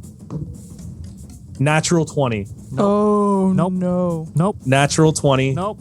And comes down. Oh, Chris. Oh, crit. Comes I hate down it. with its biting attack. And if the target is large or a small creature, it's grappled. Okay, so now these pincers slam down on this green dragonborn, and it's held in close to this Onkeg's body. It takes a bite down, and it does 0 damage. It's okay. You don't have to roll, Peter. I just did it for you. It takes 22 points of damage for the crit. Just massively biting down into the shoulder of this green dragonborn, and you just hear I love it. scream out at the top of its lungs. And yeah, it got hurt, y'all. Cool. Next up, Waawaatesi. So I have a question first before I go because I haven't found an answer. I know that you can't use primal savagery once you're already using wild shape, but can I use it before I do wild shape? Yeah. But then that would drop it. It would drop it. Are you sure? Yeah, it's like a buff almost. If it Because I know it only lasts for one attack, but never mind. okay. Well, I'll Doesn't work. It's fine. Okay, so I am going to wild shape into a direwolf. Okay. Get him, Wawa Wolfie. That dire wolf form comes back, and you see That's what our baby does. Every time he sees a dog. Oh. Or he meows when he sees a cat. Oh, it's so cute. Or That's anything that looks like a cat Yeah, he or did a it to dog. a deer the other day. It was cute. He saw a deer. Oh. No. like, no, not the right one. No. Close enough, though, bud. Good try. Yeah, you're trying. Good job. So that's I will. The wild shape is a bonus action. Yes. Yes. Yes. So then I am going to like go up to the guy in front of me here, and I'm going to try to bite him. Do it. Go ahead, please. Okay. Yeah, it's quite. No. Yes. It's not a 3. It's an 8. No. No. Hey, quit looking at your dice. I saw it. No. It was an 8. Yeah. No, didn't hit. Unfortunately, you snapped too close, too wide. Dang it. That's it. It's my turn. All right. Now the other Onkeg, seemingly trying to protect this bigger one, moves 5, 10, 15, 20. $1. 20 over here. $1. And now is going to try and bite an attack at Cipher. Bring it on, you big bug. 16.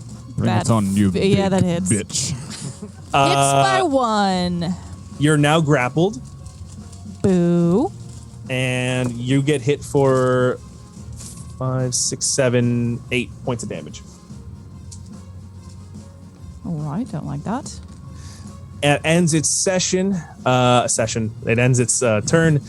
Now the one of the other Onkegs moves on, which one is that on my list? I think I moved the wrong one before. Whatever. This guy begins to move, and that's its turn. Moves in defensively.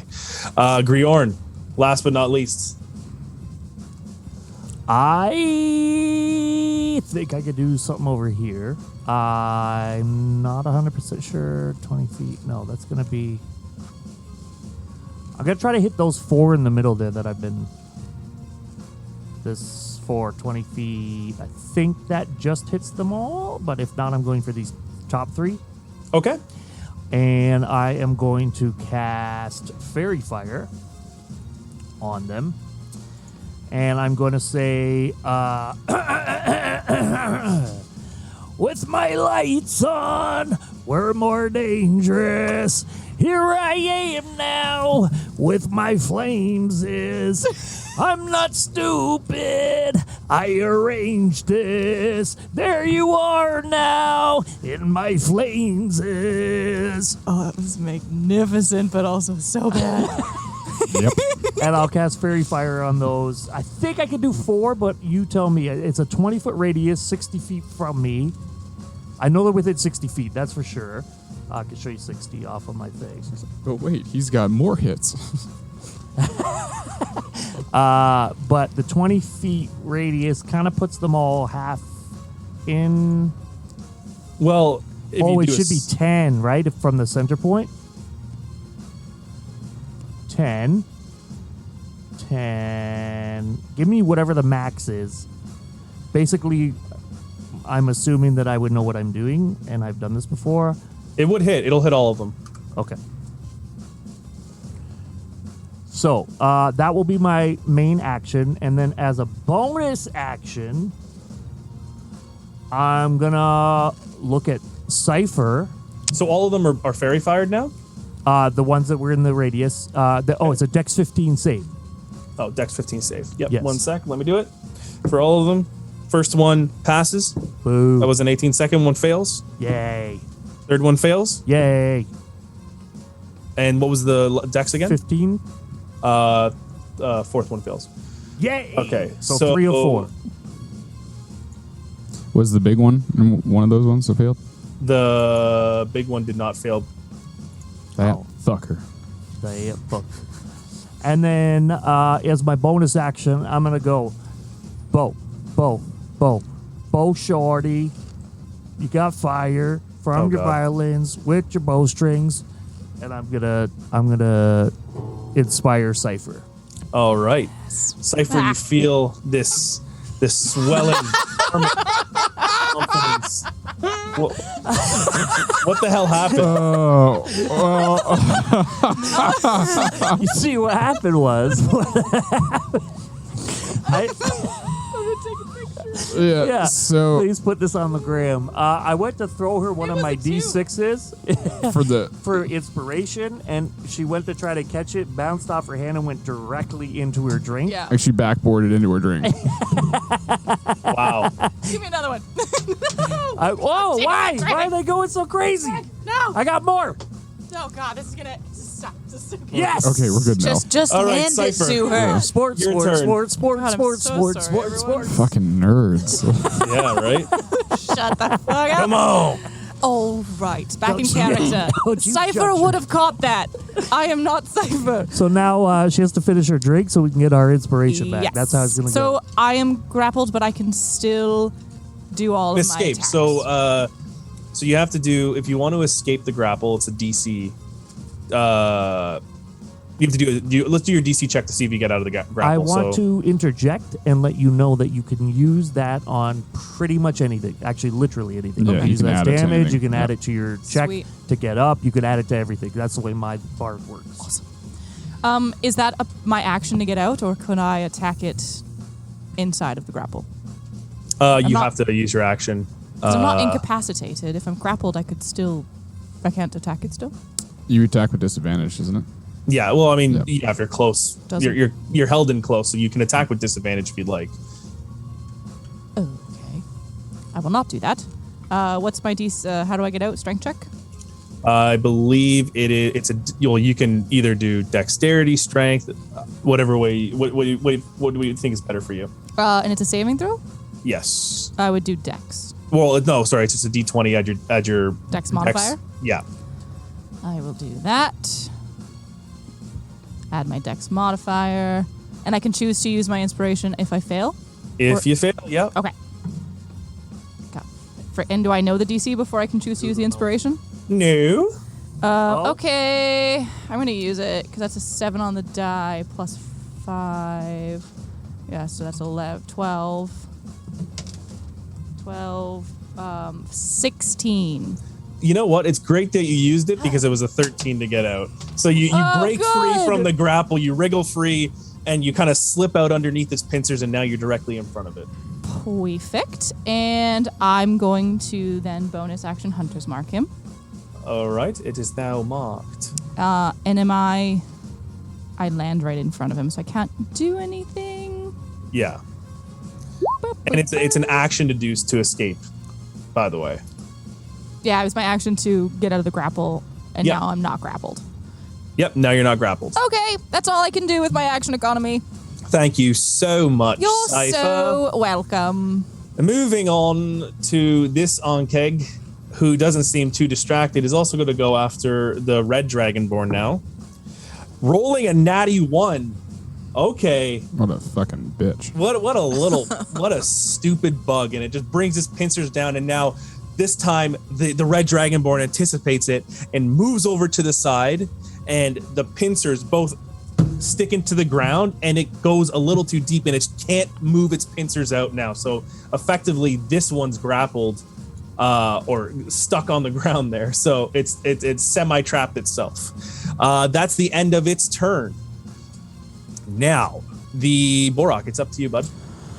All right. Well, I'm going to look at Grjorn and say, take the one that's going to be coming after me. I got the big guy. And I'm going to let loose my 2 arrows at the big motherfucker. Now, Yep. is he engaged with this guy behind him? He is grappled, so his back is to him.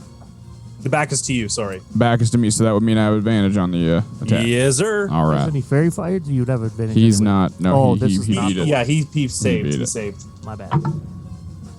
That is a 21 to hit. All right, that hits, buddy. So all those. And it's also damage too. I don't know if you that's have. garbage.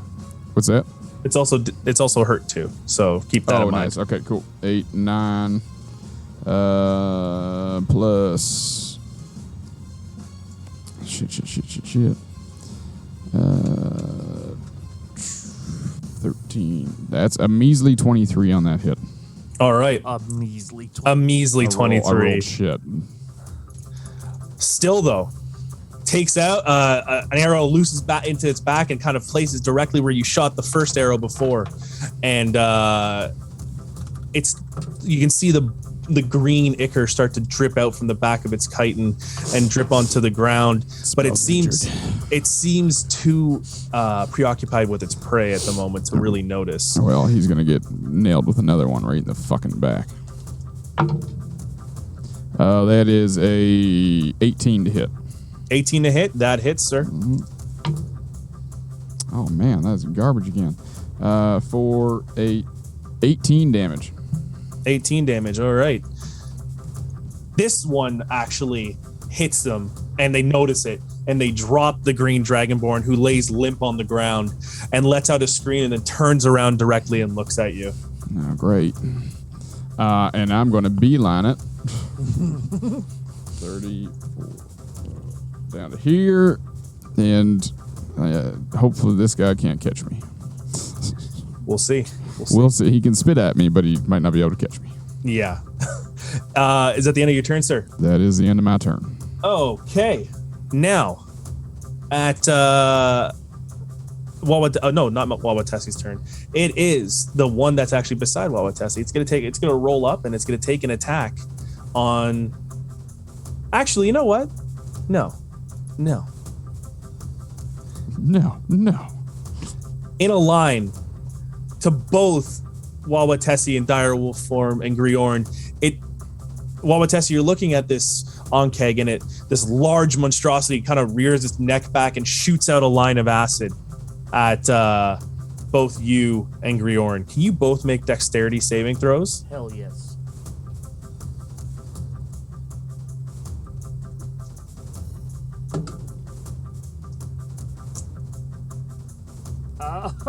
4.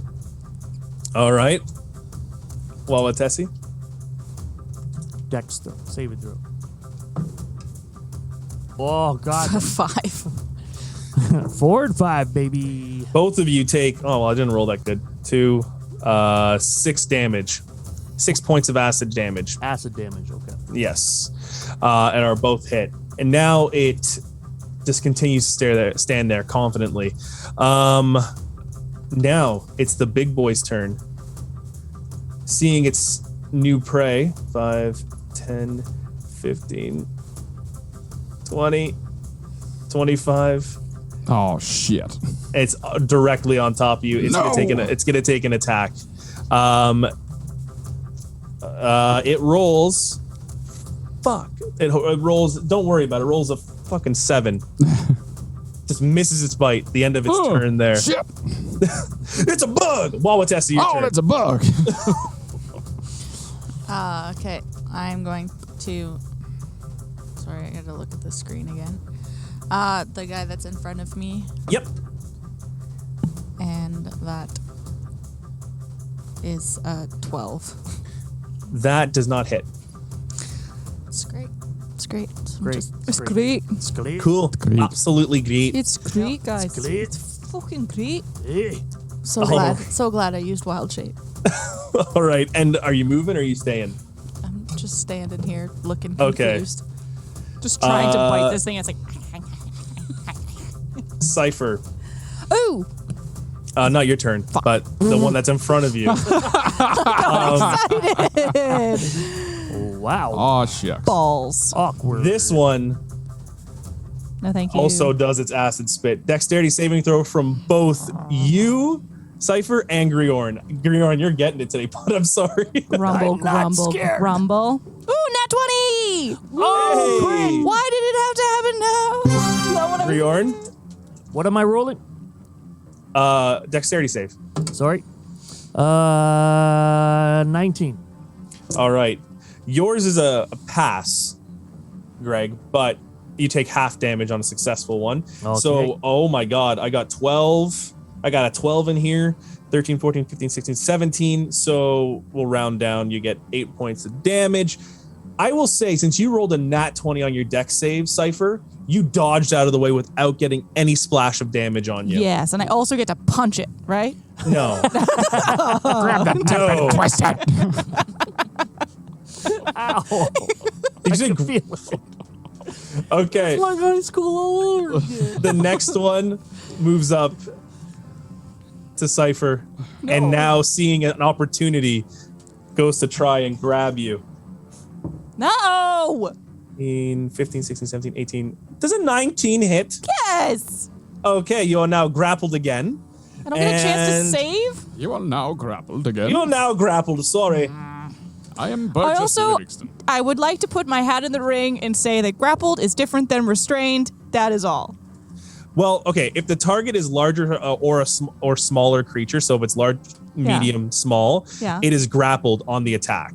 Ooh, that's fine. I'm just saying I should still be able to attack without disadvantage. Yeah, and I also forgot to add the slashing damage plus 3 acid damage on top of it, but I'm not going to do that. Peter, all right? 'Cause I forgot. no! So you take 10, 13 points of damage on that bite that, like, after you dodged out of the way, unfortunately, you dodged right into the arms, That seems the to check out. pincers of another Onkeg.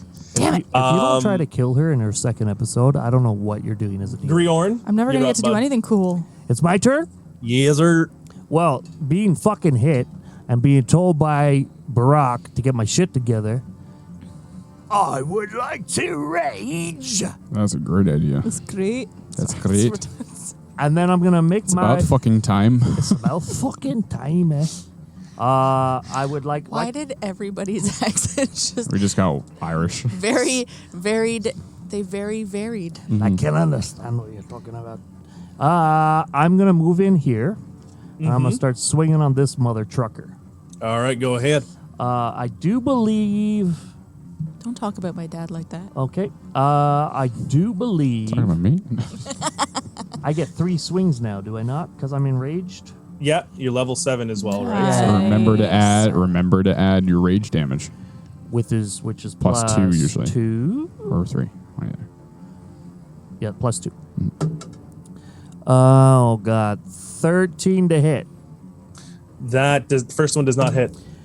Nope, second one does not hit. That's 9. Oh, my God. What is with these rolls? 14 to hit. That hits, sir. Oh, my God. Finally. And I need to... 8 and 3 and 2 is 13. 13. That's all I did after that. 13 damage. But I did it like really aggressively and nobody saw me miss, right? So it was just cool. Like it was like they saw me and they're like, Everybody saw you miss. It looked like a flourish first, like you were like, and then the last one, it was in your mind to only have one of them slice across right. the I side was of just the kite. dancing a little bit. It's definitely on purpose. Yeah. And the Onkeg screams out in pain. That's the end of your turn, sir. I believe. That is it. Cipher. You're gonna have to get out of that grapple again. I can't attack the one that's not grappling me from inside my grapple. You can, if you want, with disadvantage. It's fine. I'll get out of the grapple again. I mean, I'll get out of the grapple again. Yes. Okay. I don't have inspiration this time, and that was a 6 on the dice. That's an 11. An 11 Does not get out. Does not. No. You are effectively still grappled. Okay, that's my turn. Sorry. The Onkeg that is now stuck in the ground is going to try and free itself. It is not freed. It is stuck, so that's great. Bo, your turn. I will, seeing that my friends are kind of in trouble over there, I will use my bonus action to cast Zephyr Strike on myself. Okay. So I will quickly just grab my emblem and I start getting all blurry, and I will move away from this Onkeg, and I gain 30 movement speed. Yeah, and you don't get disadvantage on a Zephyr Strike, right? No, Opportunity of attack. no, it doesn't get an opportunity Right. attack. Right. I'm just looking at how far I can go here. So 30. I want to go in behind it. So, like over here is where I want to get to. Then do what you got to do, bro. All right, bro. So, get over there. And then I will unload. This is the big guy, right? The big guy was the one that was directly in front of you. Oh, was it? Oh, Yeah. I thought that was a different one. Okay. No, that's like the big boss. Okay, well, I got away from him, so that's good. But now I'm going to shoot him in the face multiple times. Shoot which one? Sorry. So the one that was following, the big one. Whoever the one I've been big shooting guy. the whole time. Oh, Big the guy, one that's yeah. been grappling me? Okay. Yeah. Yeah, okay, so that's just going to be, he's not engaged or, fuck, I should, never mind, whatever. Yeah, I'm going to shoot him in the face. That is a 21 to hit. All right, that hits. So I get an extra D8 for force damage. Okay. We got a D8 Colossus Slayer, and we don't have the Hunter's Mark anymore because he used another spell. And then a regular D8 for my fucking, or the regular damage that I do. Yes.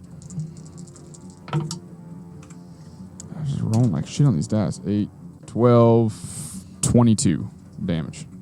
22 damage. All right. Yeah. That's for the first shot. That's for the first shot. All right. Go on, my rangered friend.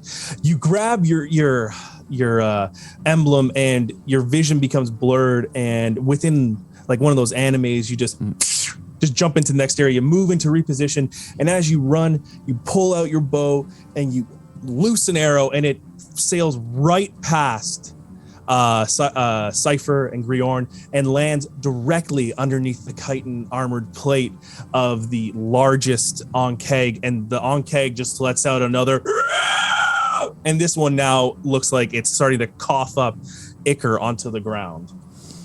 All right, I smell blood. I'm going to shoot. You know what? I'm going to save. Fuck. Yeah, no, I'm going to shoot him. Okay, go ahead. Natural fucking 20. Oh, come on! Yeah. Oh, shit. Oh, crit. So that Do it. is. Do it. Listen just here, 2 of those. Star Wars. Yeah. So that is 16. You would have been 20, sadly mistaken. 30 damage. 30 damage. All right. Well, after you loose that arrow on the run, this one is far, far, far more precise. And as it lets out that scream, you pull back your bow, and it's almost as if time slowed down for you. You just loose that arrow and just sails through. And in slow motion, it passes underneath Grjorn's beard in mid-attack. And you, as the Ankeg was in mid-scream, it catches it again in the place where the arrow hit before. And all you hear is a gargled, and it just falls to the ground down on All right. Now help the rest of them. Let's go. Fuck. I didn't even notice it. I'm raging. I didn't even notice nothing. All right. So with that fella dead, Bo, your turn is done. My turn is Now, ended. Who's This Ankeg, realizing that, See, it's an Ankeg. I thought it was a barrel. nice. Now that they're realizing their barrel? leader goes down, they're gonna roll a Constitution saving throw. Oh shoot! This one retreats back to its hole What? and disappears. Nope. It's gone. Took the head off the snake. Yeah, until it comes up behind you. Yeah, maybe. Cuckoo. Now this one preoccupied with Waawaatesi, goes in for the attack. Watch out, Wawa. This one rolls a 11. Probably That's a not hit. gonna hit. Yeah, that's what I thought. Miss. All right. Now it begins to. It just stands there, waiting for its next chance. Since the big one's dead, now it's up to Waawaatesi. Your turn. I am going to try to bite the dude in front of me again. Yeah. Bite his ass. Oh my gosh. Uh-oh. Get rid of the doesn't hit. dice. It Get rid of it. It's gone. Dice Doesn't jail. hit. All right. It's gone to dice jail. Are you moving away? What are you doing there, Waawaatesi? Still just sitting here looking confused as to why I can't open my mouth. Okay. Next one. The one that was not grappled by Cipher, but just right by them. This one, seeing its matron down, starts to move. 5, 10, 15, and it is gone back down its hole there. So that one has now fled in a skittering defense. Skittering. Now the one that is still holding on to you, dear Cipher, is gonna just once again go in for another attack. Let's do it. Well, this one's automatic because you're grappled with him. Oh, boo. I had advantage. Yeah. Well, yeah. You want? Let's I do don't it. know. I don't know what encaves have. Well, it does hit. It was a 22. Damn. So Damn. Damn. I think we 9, harmonized that. That was kind of beautiful. 10, 11, 12. What 12 is points happening? of slashing damage plus Oh. 5 points of acid damage. Oh. So that's a whopping total of 16 damage on poor Cipher. Oh, she's rough. All right. That's the end of that one's turn. Grjorn, you're up, bud. Okay, well, there's a fun little thing that happens when Grjorn rages. As he doesn't quite understand his magic, he surges with wild energy. And now, on this case, whenever a creature hits you with an attack roll before your rage ends, that creature takes 1d6 force damage as magic lashes out at retribution. So let's just keep that in our back pocket, okay? Okay. Now, I'm going to hit the guy here that I'm fighting, and I'm going to Okay. take my my 3 attacks on him. Go ahead. Nope. 11? No. Nope. Fudge. This will hit. 9 and 6 is 15. That hits. And then 8 and 6 is 14. That hit last time. That hits. Go ahead. 3, 4, 5, 6, Plus 7, your 2. 8. 5 and 8 is 13. Okay, don't worry about it. The first swing, just immediately swipe out one of the legs underneath the Ankeg, Yeah. bringing it to its side. Yeah. It falls down, and you put the killing blow right underneath its chitinous armor. As it was falling down, it drops Cipher. Cipher falls down to the ground, prone, and this Ankeg is now just gargling out its last breath. As it does dead. that, I want to kind of like put myself between it and Cipher on the ground, and I'm just in between them, kind of like holding her there, and then I'm still raging with my 2 axes in my hand. All right, this fella's dead. That's it, my turn. Cipher, your turn. Oh, thank you, Grjorn. Oh, fuck, that hurt. And I'll just kind of like just look past this dead body in front and look around and see the one that's still attacking Waawaatesi. And I'm going to, if I have enough movement, 5, 10, 15, 20, I'll come and flank it. I'll kind of dash over. Is that flanking or is that flanking? Flanking's behind it. Yep. Okay. And so I get advantage. Yes. That's lovely. Let's see if I can actually hit it now. That would be great. Okay, it's a 19 and a 1, so I'm really glad I had advantage. Holy Wow. shit. So that's 1 hit. So I'll just see if. Okay, so she runs over, and as she does, she kind of just like whips her bow back onto her back, and then her hands grab the whips at her side, unfurl them, spin them around a couple times, like dust rolling out behind her as she runs towards Waawaatesi, and she just goes in with 2 swipes of her whip. This feels like an anime. It does feel like an anime. She weeb runs. So the first one hit. She weeb runs. Isn't that Naruto? No. Okay, and I have other things. So I hit it. So I get this. We love our anime fans here. Okay, I get this because I hit, and then I get this thing called Dreadful Strikes because I hit. And sure, I'll make it a favored foe, which means I also get an extra d6 on that first hit. And I had Hunters marked. a Just different list one? of range. Yeah, so I don't get the hunter's mark, even though I get to move it as a bonus Is it- action, right? It's fairy fired. It's the hunter's mark. So if the Yonkeg died, that is hunter's mark, Yeah. then you get to it doesn't take a bonus to move it. You I can just move it for free, so I will have moved it to this one I'm running at, Okay. and I get the hunter's mark. So this is the All right. first attack. Remember that for next time. Yeah, that is good to know. Oh, that's good. To 10.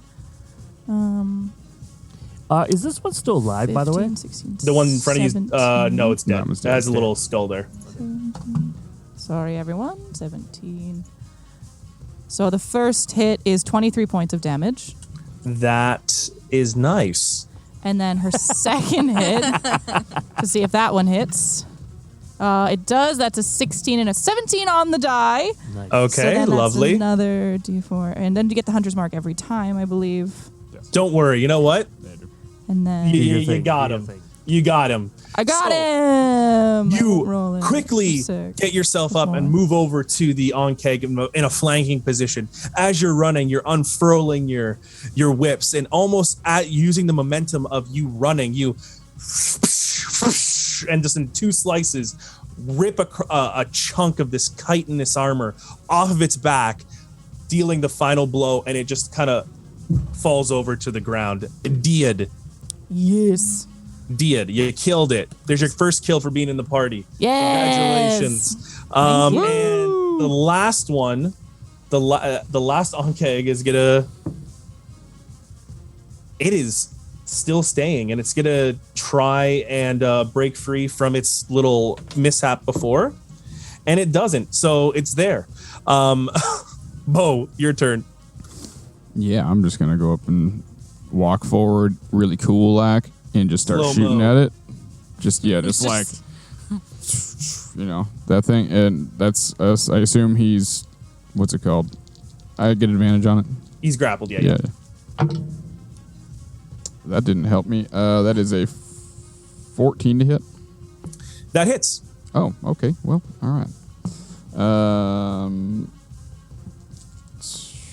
Yes, that's what I.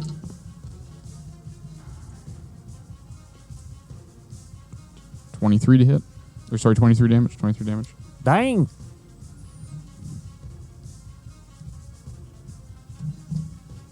Sorry, what was that? 23 damage. Yeah. All right. Yeah, my bad. I was like off in a different space and time.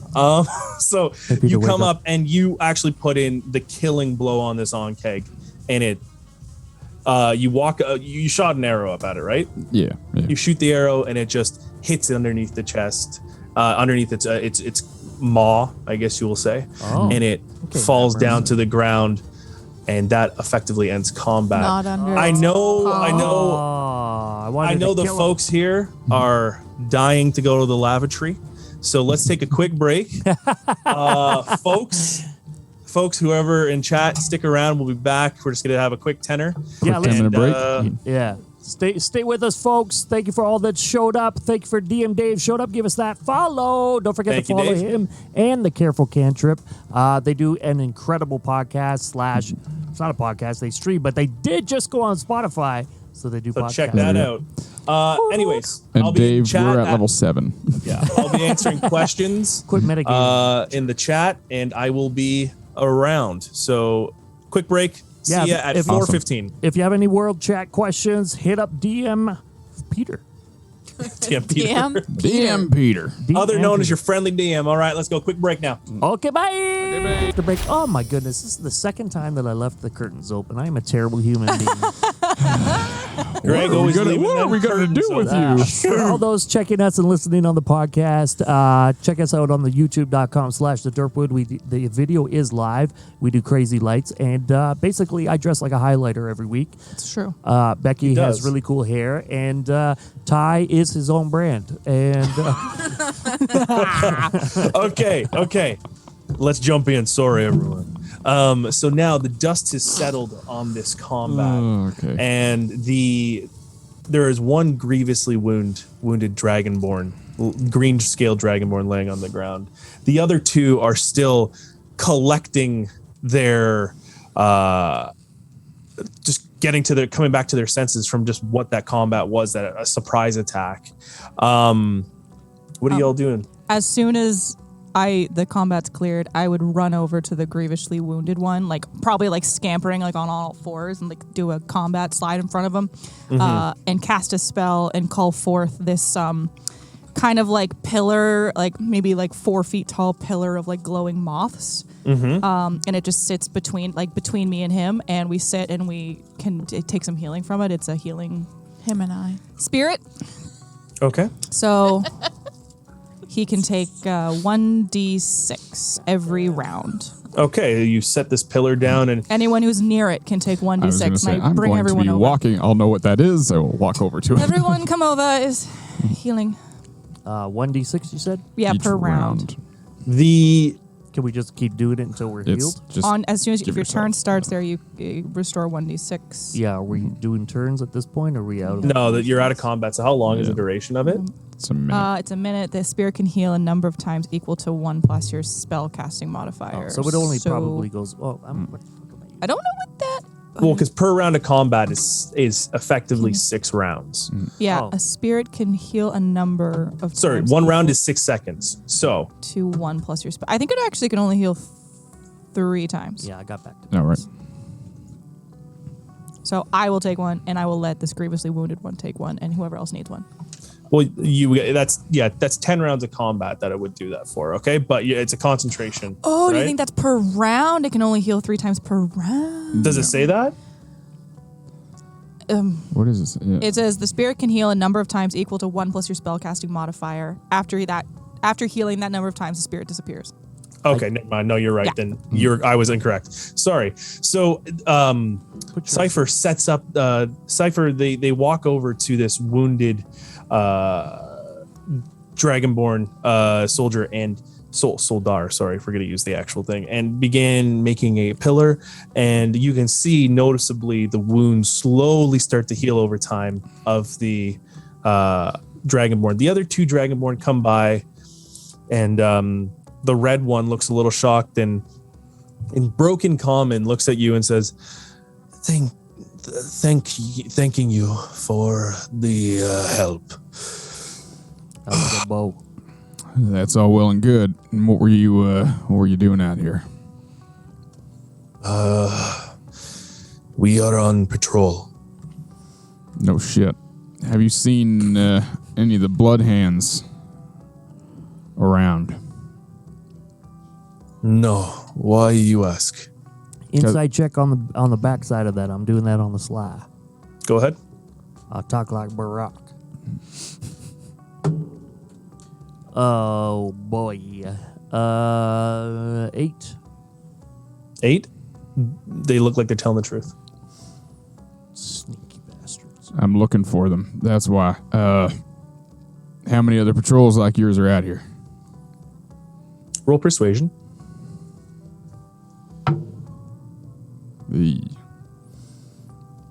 It's a 6.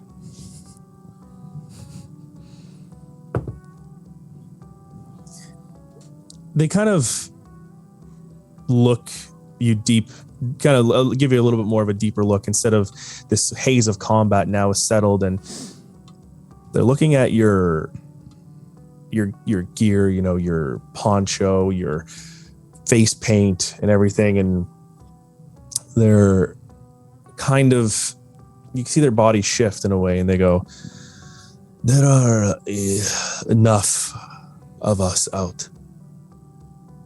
I'll like kind of step between, like just casually, like grab a water skin off my my pack, and I'll kind of get between Bo and that person's eyesight, that dragonborn's eyesight, and say, "Have you ever been attacked by these before? That was quite a show." And I just hand him the water skin and try to kind of distract him from Bo. The red one doesn't take the water, but the green dragonborn that wasn't injured comes by and actually takes it and says, we have never come across these creatures before, no. Well, they're pretty native to the Timravi Plains. I would watch yourselves next time. Quite ghastly. That acid, though, right? Heartburn City. Yes, I agree. I mean, we are owing you a debt. Yeah, no For debt. this. You were unarmed. You can't let people unarmed go and just get killed. That'd be Is immoral. there a camp that has maybe your leader or something around? No, we are mobile. And then you see the red dragonborn push the green dragonborn that is holding the water, and he kind of looks at him like what?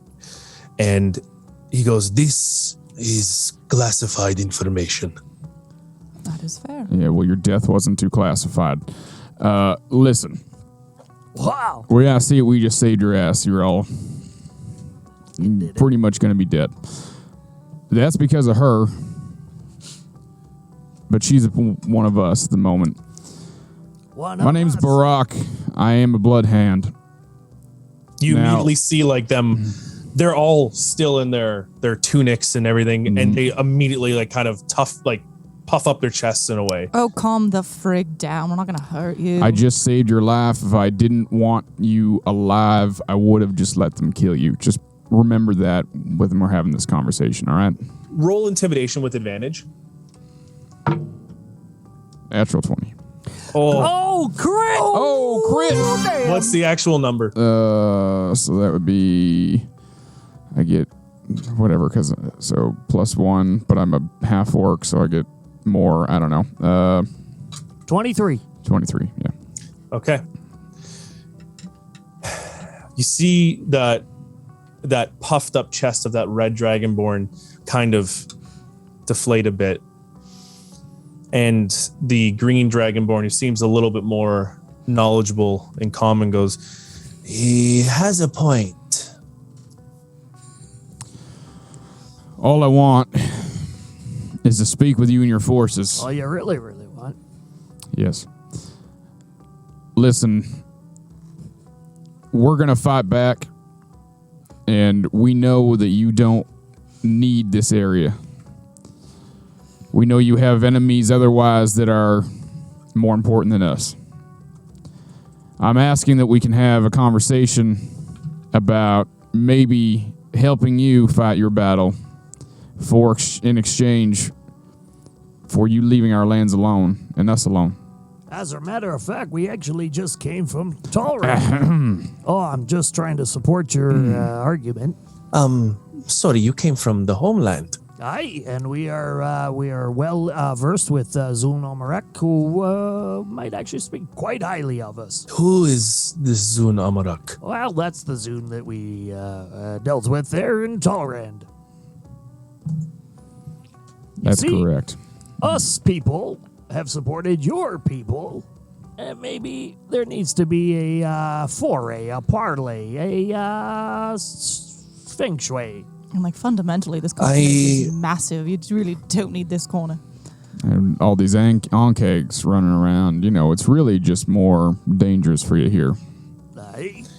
You hear the red dragonborn look over to the green dragonborn and speak in Draconic. It's just low growls. And the one more well-versed in common looks over you and says, "We will speak to the Arban." What did he actually say? Because I speak Dragonborn. Draconic, sorry. He looks, what you heard was, "I do not trust them, but we do owe them a debt of gratitude. We'll speak to the Arban about potentially meeting." I will pretend like I didn't know what he said, and I'll speak to the other one. I said, "Good. I need a date and time. We need a place to meet." We cannot give that promise. We will reach out to you when we can. Great. Why don't we meet back in Post Malone in about, let's say, a month and a half? I will see what Arben Shakar says. The name Arben Shakar is it rings out to Grjorn and Waawaatesi. Right. Oh, and Borok too. I think you all spoke to them. Yeah. Arben Shakar. All right. Well, he also knows who I am. They know who we are. Mm-hmm. So, although we don't have a great relationship. Do we not? No, we don't. It was a little strange. It's you don't forget the wind chimes, do you? Oh, right. No, Arbin Shakar was at Post Malone, Oh, right. Yeah. the one that you stole the plans from in My Wawa bad. rat form. Yes. In Wawa rat form. You know what? But they might remember me. This is metagaming, but they might remember me because I was performing a great show for them at the time. I was going to say, you know what? Maybe it's a good idea for us to accompany you back to your main camp. Roll persuasion. Yeah. Natural fucking 20. Okay, I don't need I'm serious. 21. 21. All right. So Actually, I have I a don't know. feeling like we need Fuck. people to go back, and I'm pretty sure Borok has the most nat 20s I have in this game. I Like, think so. I think It's so. ridiculous. We could arrange a meeting within the Post Malone. Is this something that would be okay? I mean, that will work. Yeah. Since we do not know what Arbin Shakar is, we need to find her. But I feel no offense to you, sir. What is your name? My name's Borok. Borok. We will probably be needing the war chief as well. Well, your guess is as good as mine where to find him. So, I don't know what to tell you. That ain't feeling good to me. No. I know you said to meet in a month's time, but how about a week? I think a week is better. All right. Okay. We will be in Post Malone in 1 week. We will wait for you then. And as you have become accustomed to our homeland, may Bahamut guide you on your journey. And if we can put this aside from each other for this one time, we will part as allies on this field. As Ali Damra always said, it's best to have more people to enjoy the occasion. You catch more flies with honey. No? And liquor. For now, we are in a state of peace. If I hear that you have killed any bloodhounds over the next 7 days, I will kill you and I will kill everyone. Okay, As a well, part of your- you need Another intimidation check, it please, doesn't- sir. Oh my God! Can I? Is that can I with co- advantage or no? Wait. Let's see what Waawaatesi says. I want to come up and because I'm still in direwolf form, and be Yeah. standing over and protecting and being Yeah, you do it with trying. advantage. Yeah, trying. You to do be it with advantage, intimidating then, also. bud. Natural 18 plus 2, so dirty 20. Your face So, looked like that was a natural. As he finishes that threat to the group of Dragonborn that are now packing up, the red Dragonborn stands there kind of a little bit cautious, and then you see the black direwolf form of Waawaatesi padding forward with just a slow snarl and a growl. And the red Dragonborn just sighs and goes, "We agree." Good. This. Be careful out there. On cakes. And I'll turn and walk away. Bahamut's blessing to you. Hey, same to you. Also, I wanted to say, Cipher, you got a piece of the Onkeg. So you have Onkeg chitin Whoa. off the one of them there. I want to go back to the big one and see if I can scavenge Yeah, some. excuse me. Hello, I have a necklace to build. I didn't get my chance. Well, We're all- Cipher whipped a piece off right in front, so I forgot to put that She in there. whipped it good. Now, if you want to go, Real good. Yeah. the Dragonborns are now packing up on the fields and moving off into the distance. Now, if you guys want to go and kind of harvest the corpses and do what you got to do, go ahead. That'd be great. You know I do. Before the dragons left, as they're leaving, I would just kind of go up and approach them, and I'd say, "I don't know you, and I just met this group of people, but I wish you peace, and I hope that your travels are well." And I would just hand them each a flower, and then I'll walk away. Just FYI, I put the flowers that you gave me in my hair. I've kept Oh, them. they look so cute. They're in my dreads on the top of my head. Like I love it. Nat 20. Say that again. What were you doing? Nat 20. For what? For Harvesting. yeah, come on. Okay. I'm sorry. You managed to skillfully cut a piece of 2 pieces of onkeg chitin off of. I've never seen these before. And you got one of the mandibles. Is that what chitin is? Yeah. Okay. Yeah, and you get one of the mandibles off of it. Hell yeah, I did. What are we rolling for this again? Sorry. Nature? What Nature, yeah. Can you spell? That's Ankeg? 11. 11. All right. ANK We better if it's a survival. HEG. Pardon me. ANKHEG. I think you'll be able to actually find chitin, onkeg chitin in D&D Beyond as well.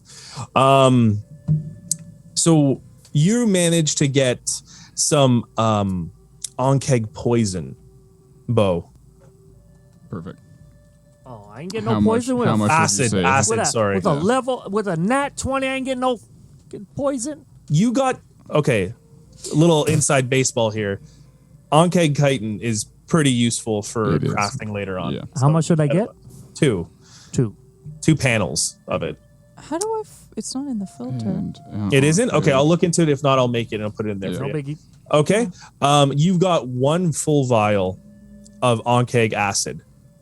Thank you. Who else is working on here?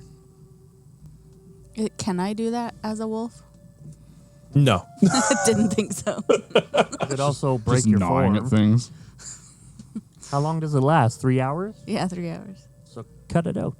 Cut that out. Okay. And Cipher, you're not doing anything, I guess, eh? No. Okay. Do I see anything pretty on any of them? Anything shiny? Anything? These are just dirty old bugs. Yeah. No, I'm okay. Question. Any flowers around? Yeah. You did get something though. What did you get? You got a chitin from him? Oh, yeah. 1 piece of chitin. Wait, one piece of chitin. Chitin. Chitin. Chitin. I'm All not right, y'all even done then? trying. I believe so. All right. Oh, why do you guys ignore all my wicked puns? I don't hear them half the time. If I'm being honest. It's like when moms tune out their kids Yeah. That's screaming. basically what it is. Crying. Oof. I do love them when I hear them, though. All right. Borok, could you please roll a nature check? Always with the nature, man. That's a 9 plus 1. That's 10. 10. Okay. You gotta get the path a little bit further east. You were near the hovel in a way. Now you're you've led the pack a little bit further past that. Within time, though, you see a bird, a hawk. And this is a familiar hawk. It's War Chief Dolva's hawk. Oh, all right. You see it circling. Just wave at it. You see it circling, and as you wave at it, Rocky, it flies off into the distance, landing a little bit closer to the Scalebearer Mountains. Within the next hour or so, or not even hour, 2 hours, and the sun's slowly beginning to set. You make your way to the new home of the Bloodhand tribe.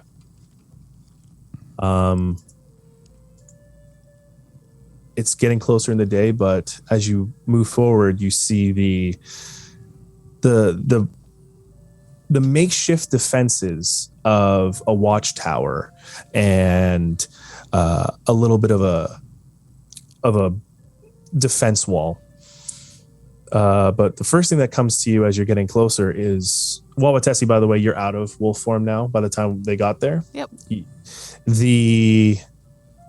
There's noticeably a lower contingent here. There's not as many people that you can see right now out in the middle of the day or in the night. There's a small fire being stoked, but very, very small compared to the old bonfires that you seen. And as you get closer, they recognize you and they recognize Waawaatesi, and you see someone climbing down from the ranger's post and running towards a tent. I feel like before we get there, I would have kind of put my hand on Bo's shoulder and said, I apologize if me, running to save those dragon bones is painful for you. I am sorry. We will just see how this all plays out. I have a hard time letting any life just go to waste. It's I respect the position I put you in. I'm sorry. Thank you. We'll see how this goes. Mm-hmm. It's very A different. whole lot of tension. It's very different coming back to the tribe, A, in a new spot, and B, the way they currently are right now. You notice that this area is strategically picked. The tribe backs on to the Scalebearer Mountains, almost in the fingers of the Scalebearer Mountains, so they are defended by nature from their back, and they only need to look out at the one front there. As you walk into the village, there are more tents that are empty. You see, if there are tents, they're full of people in some state of healing or injured. You see people that you remember growing up with. Waawaatesi, you see people that you remember training with that are missing a limb or have massive amounts of bandages across their chest. The tone is more of a somber one. I look over at Cipher and go, do you get it now? Well, I think I got it from the beginning. It doesn't change my code. I figured. All right. I'll just walk right over to War Chief Dolva's tent and wait for him. Of course. As you walk over to War Chief Dolva's tent, he's already there waiting for you. And he looks, just by his tone, he looks more agitated than you've ever seen him before. Brock, can I come with you? Yeah. No. Do you want me to stay outside? No. I mean, you all follow me. Okay. Stand with me. Dolva. You see, as you get closer, his right arm is bandaged, with just kind of across the bicep.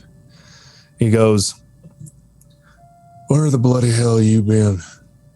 Talrand. You what? Talrand. You been fraternizing with them fucking scales? Not fraternizing, sir. We, Get in the fucking tent. Yeah. All right. I'll walk in. You get in. Y'all can stay out here now. I'm following. No, this is best for me. I just want to make sure that everything's clear. I'll handle it. It's fine. It's All fine. right. It's fine. As you make your way back into the tent, you see Thane Torhild. You might remember the Goliath, the massive Goliath, who has always been your adversary. Yep. She's been pretty injured too. She has her arm bandaged, and she has it slung across her arm, and you see War Chief Dolva with sitting around a table, and he sits down. And he says, "Sit your ass down." Yes, sir. Tell me, what's going on? Here's the situation. We got to Post Malone. The crystals had taken over one of the farmers' fields there. We eradicated them from the fields and followed a crate of them that were gone, headed to Talrand. We got to the Dragon Trading Post. We were not able to get there in time, and the cart went through to Talrand. We knew the type of damage this would do and how the spread of that could, in fact, destroy, the world.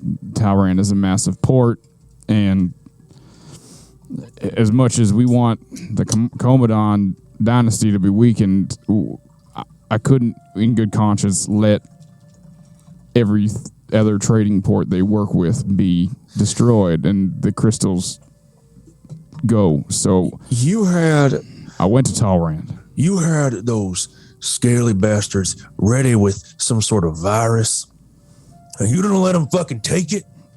Sir, with all due Do you respect, know what's been going on, our people? I'm There's very only aware. 25 of us, 25 strong.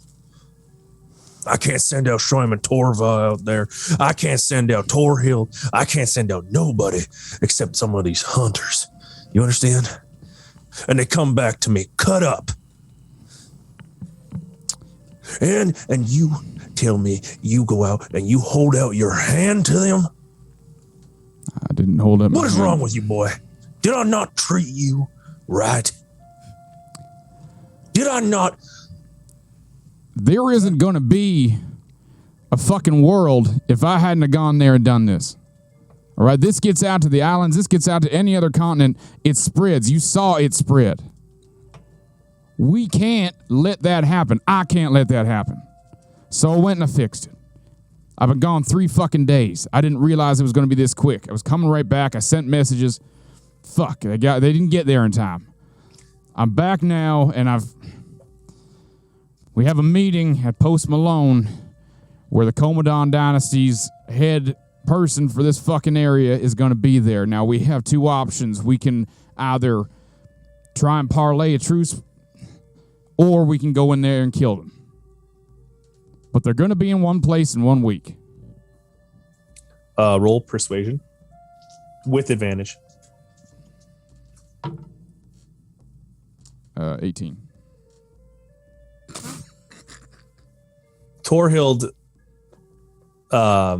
steps out of the shadows a bit, and she's you can tell that aside from her arm being bandaged, she has quite a few fresh wounds that she almost walks with a little bit more purpose and pride, and she puts her arm on Dolva's shoulder. And Dolva, and this is the first time you've seen War Chief Dolva not confident, not strong. He has his head in his hands, and this orcish form is almost just reduced to something you've never seen before. Then there's just a silence that goes for a while. And he rubs his brow and he goes, So, what do you suggest then? You're saying we go in there and we talk? Because I'll be honest with you. You're like a son to me, all right? And I can't have my people die anymore. But you want me to roll over? And you want me to accept this? You want me to give them their land? Our land. That would be part of the truce in my mind. They don't need this land. They don't really want it. They have other bigger enemies to fight. That's one thing I did learn while I was in Talrand. They don't even give a fuck about us up here. This is fun. They're just trying to take the land because they can. And what happens in that week time, huh? What are they going to do from now to then? They're going to do, well, hopefully nothing. But if not, we're here. We're here to defend this post. Who else is in the field? I'll go fucking get them. I don't give a shit. No, they should be coming back. We have new orders now. They all got to come back before nightfall. We don't want any of our people out there. Then we hold this position. From what I know, they have no fucking idea where you are. he leans back into his chair now and moves the hand off Torhild. And you can see that Torhild is just eyeing you down. Look around here. We don't have many other options than this. All right? I don't like it as much as you do. Fuck. This has been my home my whole fucking life. But we got to do something. Whatever we're doing now isn't fucking working.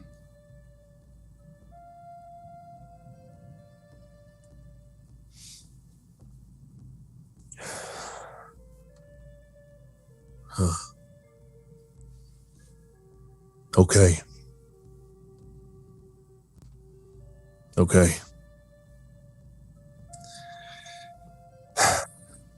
I'll give the sign tonight. I'll tell them no more attacking the Commodon. Week's time we'll meet in Post Malone, and we'll have that discussion. Tell you though, I'm not gonna give up all the planes for these scales. They don't even know. They don't know the history behind it. No, they don't. And we'll make sure we don't lose the planes. They're spread too thin as it is. Their contingent isn't large up here. It would take more effort for them to keep warring with us and hold it. If we can give them a good a good deal, I believe they will take it.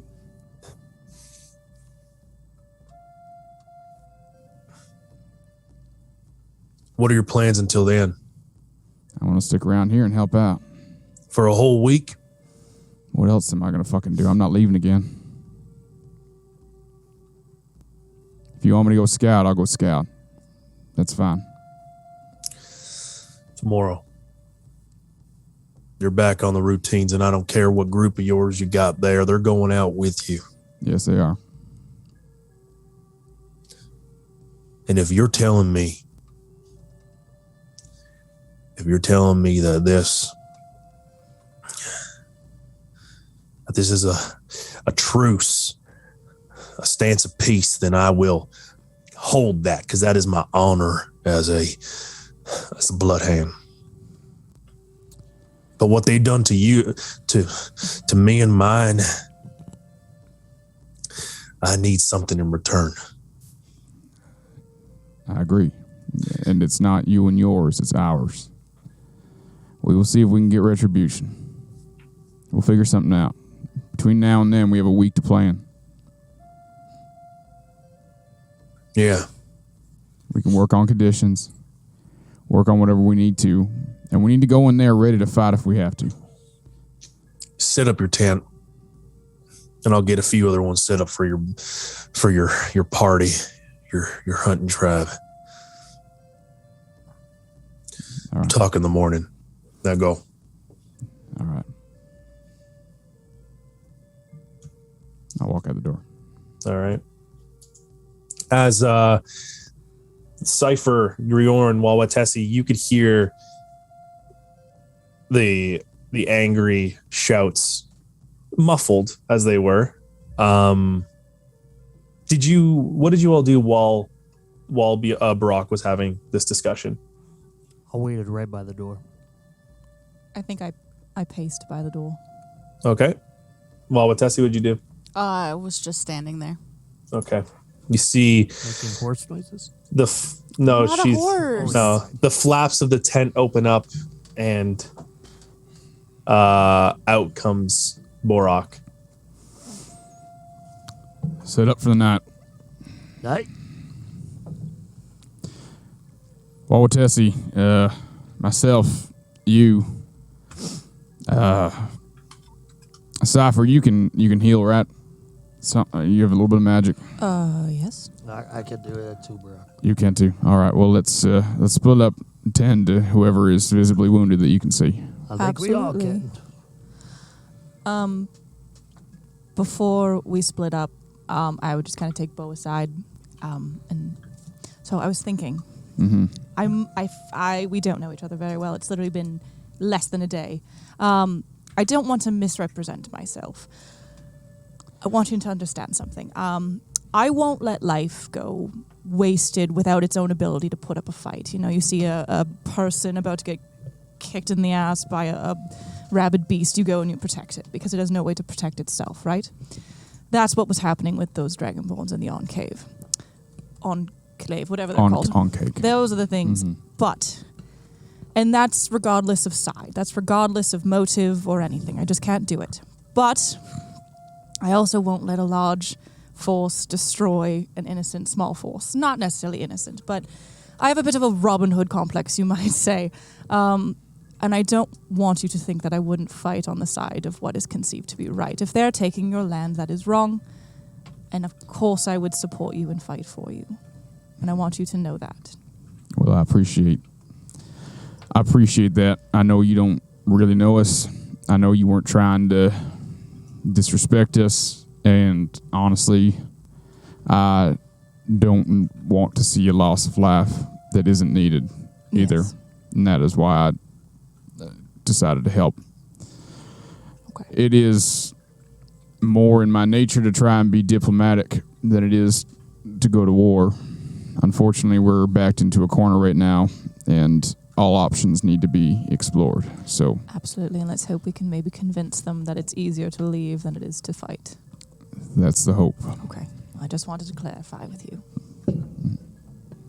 And I go heal some people. Yes. Bo, Yeah. what happened? We'll talk in the morning, but we have a week here to rest up, plan, figure out what we're doing once we get to Post Malone. Did you ask something about Perry? I didn't. No, we didn't really come up. Oh, We'll talk this week. all right. I'll go help around. People looking pretty bad around here. Commandant. I asked him if it was the Commandant. It was the Commandant, yeah. All right. Okay. Can I go looking for what's her face? Tova? No, Tovar? the girl that I have a crush on. Emil? Emil. I was gonna say Emil, but Emil, yes. Okay, can you roll an investigation, please? Yes. That is a 13. A 13. It takes some time as you go in and throughout the tents, and even though there's not many, you still are kind of distracted a lot, but you do see Emil there. And that, if you remember, she was kind of pale skin, blue eyes, elf, blonde hair. That light, that jovial light that you saw in her eyes seems to be a little worn down. And you can see her. If you remember, she was the weapons master in the camp, and you see her polishing some swords. She doesn't notice you yet, though. Is she injured? She doesn't look injured. No. Okay. Is there anybody else around where she is? There's no one else around that isn't tending to weapons. Are you looking for injured? Yeah. There's no injured around her. All right. I'm going to walk up to her and ask her what happened. You approach her from the side and she doesn't realize, and she almost looks shocked as she goes, "Oh, Waawaatesi. So good to see you. How are you?" I'm okay. What's going on here? What happened? Well, hasn't been a good 3 days. Well, you guys have been gone about four or 5 days from the Bloodhand tribe camp, so almost a week. It hasn't been a good week. I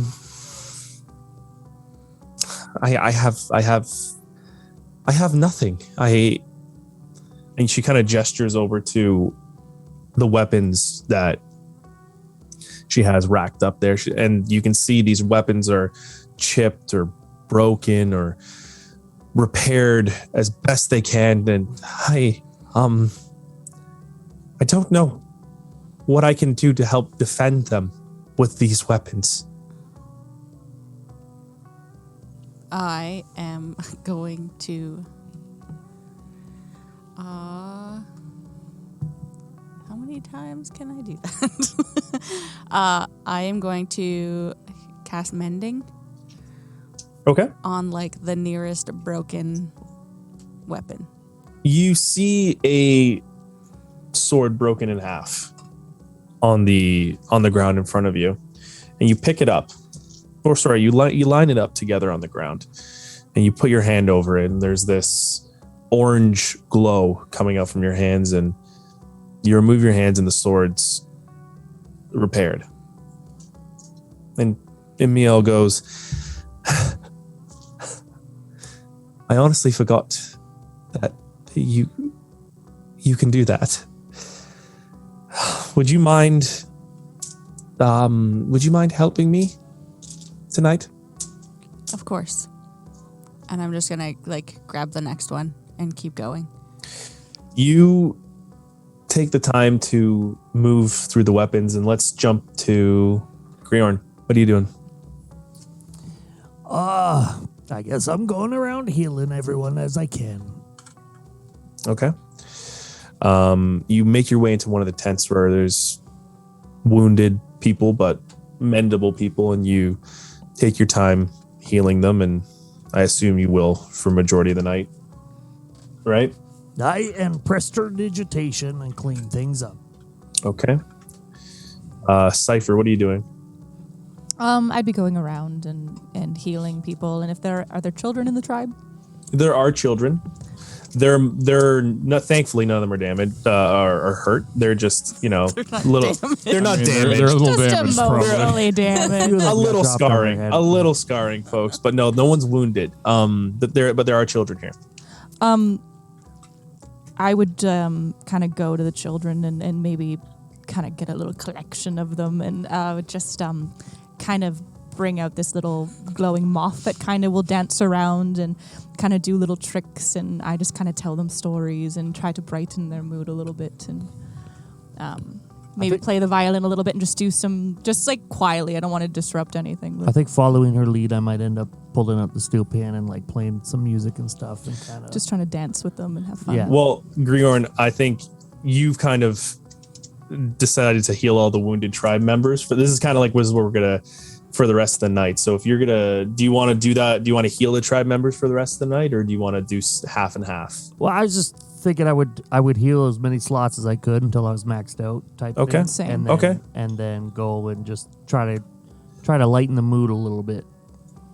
Okay, so you do as much as you can. Cipher, I assume you do the same. Yeah, I only had like Cipher, you grab all the children, and there are some parents that are waringly coming with the children, and because they've never seen you before.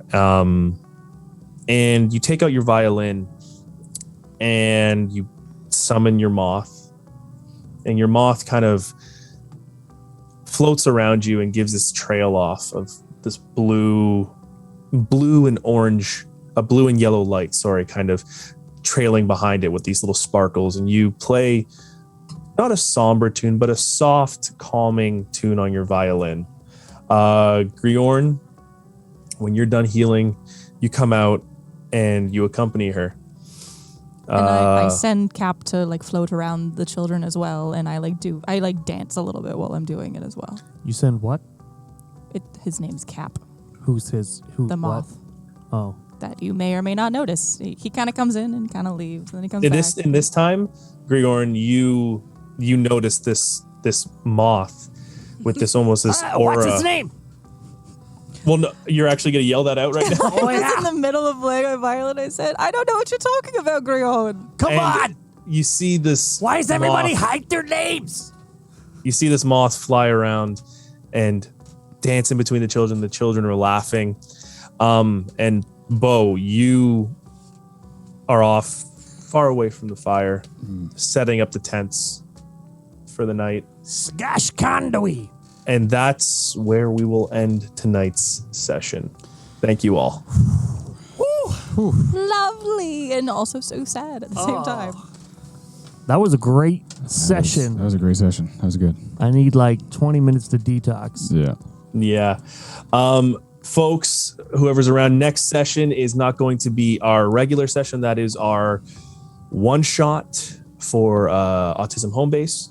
Is that our So next stay session? tuned. Boy, Yeah, oh boy, that's crazy. 2 weeks away. So We stay really gotta tuned get for on that. Yeah. This story's going to be on a little pause for that. We're always in the Discord. Come on in. The water's Hang fine. out. The water's fine, as Borok would say. And thanks to everyone who came by, followed, tuned in today. It was fantastic. And we appreciate it all. And we love you all. So, Ty, if you would.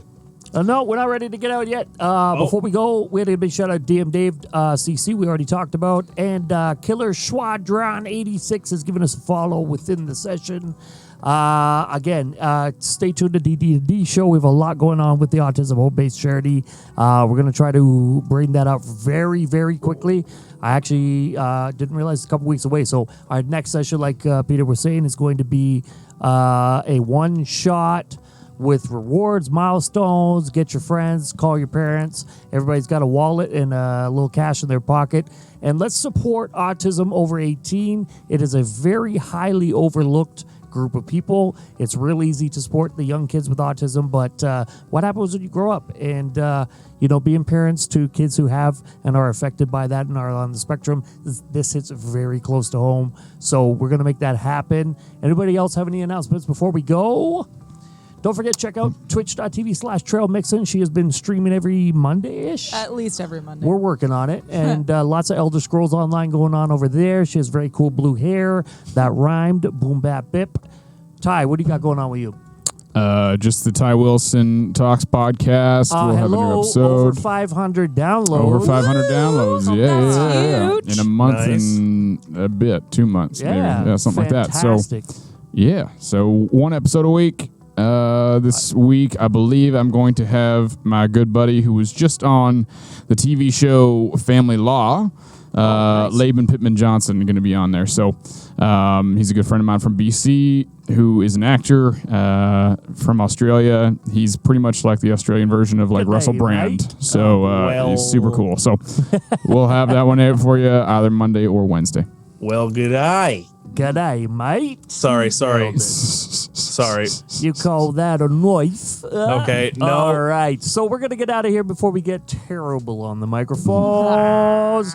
Ty, take us out. All right. Thank you for watching another episode of Dungeons, Dragons, and Dice. Okay, bye. Bye.